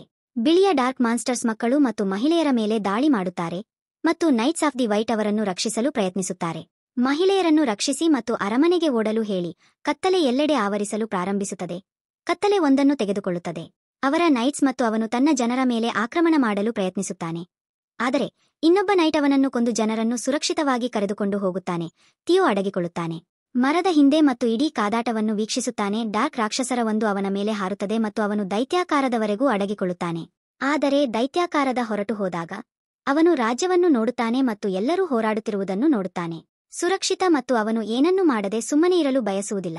ಆದ್ದರಿಂದ ಅವನು ದೈತ್ಯನನ್ನು ನಾಶ ಮಾಡಲು ತನ್ನ ಮ್ಯಾಜಿಕ್ ಅನ್ನು ಬಳಸುತ್ತಾನೆ. ಶೀಮಾ ಸಾಮ್ರಾಜ್ಯದ ಪ್ರತಿಯೊಂದು ಭಾಗವನ್ನು ಆವರಿಸಲು ಪ್ರಾರಂಭಿಸುತ್ತದೆ. ಒಂದನ್ನು ಬಳಸಿ ಕತ್ತಲೆಯನ್ನು ತೆಗೆದುಹಾಕಲು ಪ್ರಯತ್ನಿಸುತ್ತದೆ. ಅವರ ಯುನೈಟೆಡ್ ಪಟ್ಟಣದ ಆದರೆ ಅದು ಕೆಲಸ ಮಾಡುವುದಿಲ್ಲ. ಕತ್ತಲೆ ಅವರ ಹೆಚ್ಚಿನ ಮಾಂತ್ರಿಕರನ್ನು ತೆಗೆದುಕೊಳ್ಳುತ್ತದೆ ಮತ್ತು ಅವಳು ಗುರಾಣಿಯನ್ನು ಬಳಸಲು ಪ್ರಯತ್ನಿಸುತ್ತಾಳೆ. ಅವರನ್ನು ರಕ್ಷಿಸಲು ಪ್ರೀತಿ. ಆದರೆ ಗುರಾಣಿ ಆಕಾಶದಲ್ಲಿ ಒಡೆಯುತ್ತದೆ. ಐರಿಸ್ ಹೋರಾಡುತ್ತಲೇ ಇರುತ್ತದೆ. ಕತ್ತಲೆಯ ರಾಜ ಮತ್ತು ಅವಳು ಗೆಲ್ಲುವುದಿಲ್ಲ ಎಂದು ತಿಳಿದಾಗ ಅವಳು ಎಲ್ಲಾ ಶಕ್ತಿಯನ್ನು ಬಳಸಲು ನಿರ್ಧರಿಸುತ್ತಾಳೆ. ಪೂರ್ವಜ ರೂನ್ ಒಟ್ಟಿಗೆ ಕತ್ತಲೆಯ ರಾಜ ಅವಳನ್ನು ಎಚ್ಚರಿಸುತ್ತಾನೆ ಮತ್ತು ಅದು ವಿಫಲವಾದರೆ ಅವಳು ತನ್ನ ಎಲ್ಲ ಜನರನ್ನು ಕಳೆದುಕೊಳ್ಳಬಹುದು. ಹೋರಾಟದಲ್ಲಿ ಸೋತರೆ ಅವಳು ಸಮತೋಲನವನ್ನು ಕಳೆದುಕೊಳ್ಳುತ್ತಾಳೆ ಮತ್ತು ಅವಳ ಎಲ್ಲಾ ಜನರು ಅದನ್ನು ಲೆಕ್ಕಿಸದೆ ನಾಶವಾಗುತ್ತಾರೆ ಎಂದು ಅವಳು ಅವನಿಗೆ ನೆನಪಿಸುತ್ತಾಳೆ. ಆದ್ದರಿಂದ ಅವಳು ತನ್ನನ್ನು ಕುಶಲತೆಯಿಂದ ನಡೆಸಬೇಡ ಎಂದು ಹೇಳುತ್ತಾಳೆ. ಅವಳು ಮುಂದುವರಿಯುತ್ತಾಳೆ ಮತ್ತು ಅವನ ಮೇಲೆ ಆಕ್ರಮಣ ಮಾಡಲು ಪ್ರಯತ್ನಿಸುತ್ತಾಳೆ. ಆದರೆ ಅವನು ಅವಳ ಮೇಲೆ ದಾಳಿ ಮಾಡುತ್ತಾನೆ ಮತ್ತು ಅವಳು ಬೀಳುತ್ತಾಳೆ. ಶ್ವೇತಶಿಮಾ ಸಾಮ್ರಾಜ್ಯವು ಹತಾಶೆಗೊಂಡಿತು. ಅವಳು ರೂನ್ ಕೇಳುವ ಮೂಲದಲ್ಲಿ ಕಿರುಚುತ್ತಾಳೆ. ಅವಳು ಅವರನ್ನು ರಕ್ಷಿಸದಿದ್ದರೆ ಇದ್ದಕ್ಕಿದ್ದಂತೆ ಐರಿಸ್ ಕೂಡ ನೆಲಕ್ಕೆ ಬೀಳುತ್ತದೆ ಮತ್ತು ಅವರು ಅವಳ ಫ್ಯೂಸ್ ಅನ್ನು ಹಿಡಿದುಕೊಳ್ಳಿ. ವಾಲಿಸ್ ಕೂಡ ಅವನನ್ನು ಹೇಡಿ ಎಂದು ಕರೆದು ಹೇಳುತ್ತಾನೆ. ಅವನಿಗೆ ವ್ಯಾಲಿಸ್ ಗೆಲ್ಲಲು ಸಾಧ್ಯವಿಲ್ಲ. ಸಂಪೂರ್ಣವಾಗಿ ಫ್ಯೂಸ್ ಅನ್ನು ರದ್ದುಗೊಳಿಸಲು ಕತ್ತಲೆಯನ್ನು ಬಳಸುತ್ತಾನೆ ಮತ್ತು ಅವನಿಗೆ ಹೇಳುತ್ತಾನೆ. ಹೇಡಿಗಳ ಏಯೋತನ ಕಮಾಂಡರ್ ನೈಟ್ ಶಿಮಾ ಐರಿಸ್ನನ್ನು ಕೇಳುತ್ತಿದ್ದಂತೆ ಅವನು ಅವನನ್ನು ನೆನಪಿಸಿಕೊಳ್ಳುತ್ತಾನೆ. ಅವರು ತಮ್ಮ ನಗರವನ್ನು ರಕ್ಷಿಸಲು ಯಾವುದೇ ಮಾರ್ಗವಿದ್ದರೆ ಮತ್ತು ಅವರು ಮತ್ತೊಂದು ಜಂಟಿ ಪಟ್ಟಣವನ್ನು ಬಳಸಬೇಕೆಂದು ಕೇಳುತ್ತಾರೆ. ಆದರೆ ಹರಿಯಬಹುದು. ಅವರು ಅದನ್ನು ಮಾಡಿದಾಗ ಅದು ವಿಫಲವಾದಾಗ ಕತ್ತಲೆಯ ರಾಜನು ಅವರಿಗೆ ಹೇಳಲು ಬರುತ್ತಾನೆ ಮತ್ತು ವಿಧಿ ಶಿಮಾವನ್ನು ತ್ಯಜಿಸಬೇಕು. ಐರಿಸ್ಗೆ ಇನ್ನೊಂದು ಮಾರ್ಗವಿದೆಯೇ ಎಂದು ಕೇಳುತ್ತಾಳೆ ಮತ್ತು ಅವಳು ಹೌದು ಎಂದು ಹೇಳುತ್ತಾಳೆ. ಆದರೂ ಅಪಾಯಕಾರಿ ಶೀಮಾ ಹೇಳುತ್ತಾಳೆ. ಅವಳು ರಾಣಿಯಾಗಿರುವುದರಿಂದ ಅವಳು ತನ್ನ ಕೊನೆಯ ಉಪಾಯಕ್ಕಾಗಿ ಹೋಗುತ್ತಾಳೆ. ಆದರೆ ದೀರ್ಘವಾದ ಕತ್ತಲೆಯು ಅವನ ಶ್ರೇಷ್ಠತೆಯ ಬಗ್ಗೆ ಹೆಮ್ಮೆಪಡುತ್ತದೆ. ಸಾಮರ್ಥ್ಯಗಳು ಕೋಪದಿಂದ ಶಿಮಾ ಅವನ ಮೇಲೆ ಆಕ್ರಮಣ ಮಾಡುತ್ತಾನೆ ಮತ್ತು ಅವನು ಪ್ರತಿಯಾಗಿ ಅವಳ ಮೇಲೆ ಆಕ್ರಮಣ ಮಾಡುತ್ತಾನೆ ಮತ್ತು ಅವಳನ್ನು ಆವರಿಸುತ್ತಾನೆ. ಕತ್ತಲೆಯೊಂದಿಗೆ ಐರಿಸ್ ತನ್ನ ಕೊನೆಯ ಕೂಗು ಸಹಾಯಕ್ಕಾಗಿ ಪೂರ್ವಜರ ಬಳಿಗೆ ಹೋದಾಗ ಯುದ್ಧವು ಮುಂದುವರಿಯುತ್ತದೆ. ನೈಟ್ ರಾಜಕುಮಾರನನ್ನು ರಾಜನು ಅವನನ್ನು ಕರೆಯುವ ಸ್ಥಳಕ್ಕೆ ಕರೆದೊಯ್ಯುತ್ತಾನೆ. ಅವನು ತನ್ನ ಸುತ್ತಲೂ ಹಲವಾರು ಇತರ ನೈಟ್ಗಳನ್ನು ನೋಡುತ್ತಾನೆ ಮತ್ತು ಅವನು ಅವನನ್ನು ರಕ್ಷಿಸಲು ನೈಟ್ಸ್ ಇಲ್ಲ ಎಂದು ಗಮನಿಸುತ್ತಾನೆ. ಆದರೆ ಅವನನ್ನು ನಾಶ ಮಾಡುವ ಮೂಲಕ ರಾಜನ ಚಿತ್ತವನ್ನು ಮಾಡಲು ಅವನು ಅವರೊಂದಿಗೆ ಹೋರಾಡುತ್ತಾನೆ ಮತ್ತು ಅವನು ಅಂತಿಮವಾಗಿ ತನ್ನ ಗಮ್ಯಸ್ಥಾನವನ್ನು ತಲುಪುತ್ತಾನೆ. ಅಲ್ಲಿ ಅವನು ಅಡೆಲೆಯನ್ನು ಭೇಟಿಯಾಗುತ್ತಾನೆ. ಅಡೆಲೆ ಜೀವಂತವಾಗಿರುವುದರಿಂದ ಅವನು ತುಂಬಾ ಆಘಾತಕ್ಕೊಳಗಾಗಲಿಲ್ಲ, ಏಕೆಂದರೆ ಅವರು ಅಡೆಲೆಯನ್ನು 2 ಭಾಗಗಳಾಗಿ ವಿಭಜಿಸುವ ವಿಧಾನವು ತುಂಬಾ ವೇಗವಾಗಿದೆ ಮತ್ತು ಸಂಭಾವ್ಯ ವ್ಯಕ್ತಿಗೆ ಸುಲಭವಾಗಿದೆ ಎಂದು ಅವರು ಭಾವಿಸಿದ್ದರು. ರಾಜನ ಉತ್ತರಾಧಿಕಾರಿ ಅಡೆಲೆಗೆ ಆಘಾತವಾಗಿದೆಯೇ ಎಂದು ಕೇಳುತ್ತಾನೆ. ಆದರೆ ಅವನು ಅಡೆಲೆಗೆ ಹೇಳುತ್ತಾನೆ. ಅವನು ಬೆಳಕಿನ ರಾಣಿಯ ಮೇಲೆ ಏಕೆ ದಾಳಿ ಮಾಡಿದನೆಂದು ಅವನು ಅಡೆಲೆಯನ್ನು ಕೇಳುತ್ತಾನೆ ಮತ್ತು ಅಡೆಲೆ ಆಶ್ಚರ್ಯಪಡುತ್ತಾನೆ. ಆ ಪ್ರಶ್ನೆಯನ್ನು ಅವನಿಗೆ ಅಥವಾ ರಾಜಕುಮಾರನಿಗೆ ನಿರ್ದೇಶಿಸಬೇಕು ಎಂದು ಅವನು ಹೇಳುತ್ತಾನೆ. ರಾಣಿಯನ್ನು ಕೊಲ್ಲುವುದು ರಾಜನ ಇಚ್ಛೆ ಮತ್ತು ಇಚ್ಛೆ. ಕತ್ತಲೆಯ ಎಲ್ಲಾ ಜನರಲ್ಲಿ ರಾಜಕುಮಾರ ಆಶ್ಚರ್ಯಚಕಿತನಾದನು ಮತ್ತು ಅಡೆಲೆ ತನಗೆ ಏಕೆ ಎಂದು ಕೇಳುತ್ತಾನೆ. ಅವನನ್ನು ನಿಲ್ಲಿಸಿದರೂ ಅದು ನಿಜವಾಗಿಯೂ ನಿಲ್ಲಿಸಲಿಲ್ಲ. ದಾಳಿಯು ಐರಿಸ್ ಅನ್ನು ದುರ್ಬಲಗೊಳಿಸಿದ್ದರಿಂದ ರಾಜನ ಮಿಷನ್ ಐರಿಸ್ ಎಂದು ಅವನು ಒಪ್ಪಿಕೊಳ್ಳುತ್ತಾನೆ. ರೂನ್ಗಳ ಶಕ್ತಿಯನ್ನು ಪಡೆದರೂ ಅವಳು ಇನ್ನೂ ಹುಡುಗಿಯೇ ಮತ್ತು ಆ ನಿರ್ದಿಷ್ಟ ದಾಳಿ ಮಾಡಿದೆ. ಕರಿಯರ ನಡುವಿನ ಯುದ್ಧದಂತಹ ಯುದ್ಧದಲ್ಲಿ ಹೇಳಿಕೊಂಡಿದ್ದಾನೆ. ಇಬ್ಬರು ನಾಯಕರು ಶ್ರೇಷ್ಠರು. ಯಾರು ಯುದ್ಧವನ್ನು ಗೆಲ್ಲುತ್ತಾರೆಯೋ ಅವರು ಕೊನೆಯದಾಗಿ ಬಿಟ್ಟುಕೊಡುತ್ತಾರೆ ಮತ್ತು ಎಷ್ಟು ಹೆದರುತ್ತಾರೆ ಎಂದು ಪರಿಗಣಿಸುತ್ತಾರೆ. ಐರಿಸ್ ಆ ದಾಳಿಯೊಂದಿಗೆ ಇದ್ದಳು. ಅವಳು ಖಂಡಿತವಾಗಿಯೂ ಮೊದಲು ಬಿಟ್ಟುಕೊಡುವವಳು ಮತ್ತು ಅದು ಟಿಕೆಟ್ ಆಗಿರುತ್ತದೆ. ಕರಿಯರು ಹೋರಾಟವನ್ನು ಗೆಲ್ಲಲು ಅವರು ಕತ್ತಲೆಯ ರಾಜ ಮೂರ್ಖನಲ್ಲ ಮತ್ತು ಅದು ಎಂದು ಹೇಳುತ್ತಾರೆ. ತಾನು ಮೂರ್ಖನೆಂದು ಭಾವಿಸಿದ ವ್ಯಕ್ತಿಯು ಮೂರ್ಖನಾದವನು ಇಡೀ ಪ್ರಪಂಚವನ್ನು ತೆಗೆದುಕೊಳ್ಳಲು ಪರಿಪೂರ್ಣ ಯೋಜನೆಯನ್ನು ಹೊಂದಿದ್ದಾನೆ ಮತ್ತು ಬಿಳಿಯರ ಸಾಮ್ರಾಜ್ಯದಲ್ಲಿ ಹೋರಾಟ ಪ್ರಾರಂಭವಾಯಿತು. ರಾಜನ ಮನಸ್ಸು ಯಾರಿಗೂ ತಿಳಿದಿಲ್ಲ ಎಂದು ಅವನು ರಾಜಕುಮಾರನಿಗೆ ತಿಳಿಸಿದನು. ವಾಲಿಸ್ ಅವರು ನಿಜವಾದ ಉದ್ದೇಶವನ್ನು ತಿಳಿಯದೆ ಆ ಯುದ್ಧದಲ್ಲಿ ಹೋರಾಡುತ್ತಿದ್ದಾರೆ. ರಾಜನ ಅತ್ಯುತ್ತಮ ಜ್ಞಾನವು ಅವನೊಬ್ಬನೇ ಎಂದು ಹೇಳುತ್ತಾನೆ ಮತ್ತು ಅವನು ಶ್ರೇಷ್ಠನನ್ನು ಹೊಂದಿರುವುದರಿಂದ ಆಶ್ಚರ್ಯವೇನಿಲ್ಲ.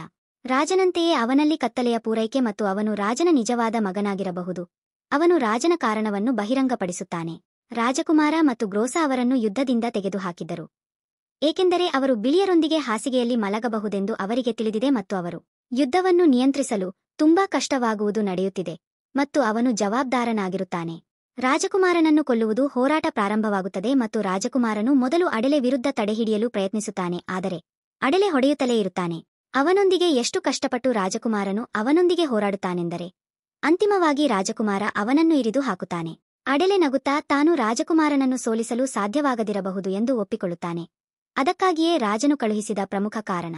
ಅವನು ರಾಜಕುಮಾರನನ್ನು ವಿಳಂಬಗೊಳಿಸಬೇಕು ಮತ್ತು ಅವನನ್ನು ನಾಶಮಾಡಬಾರದು.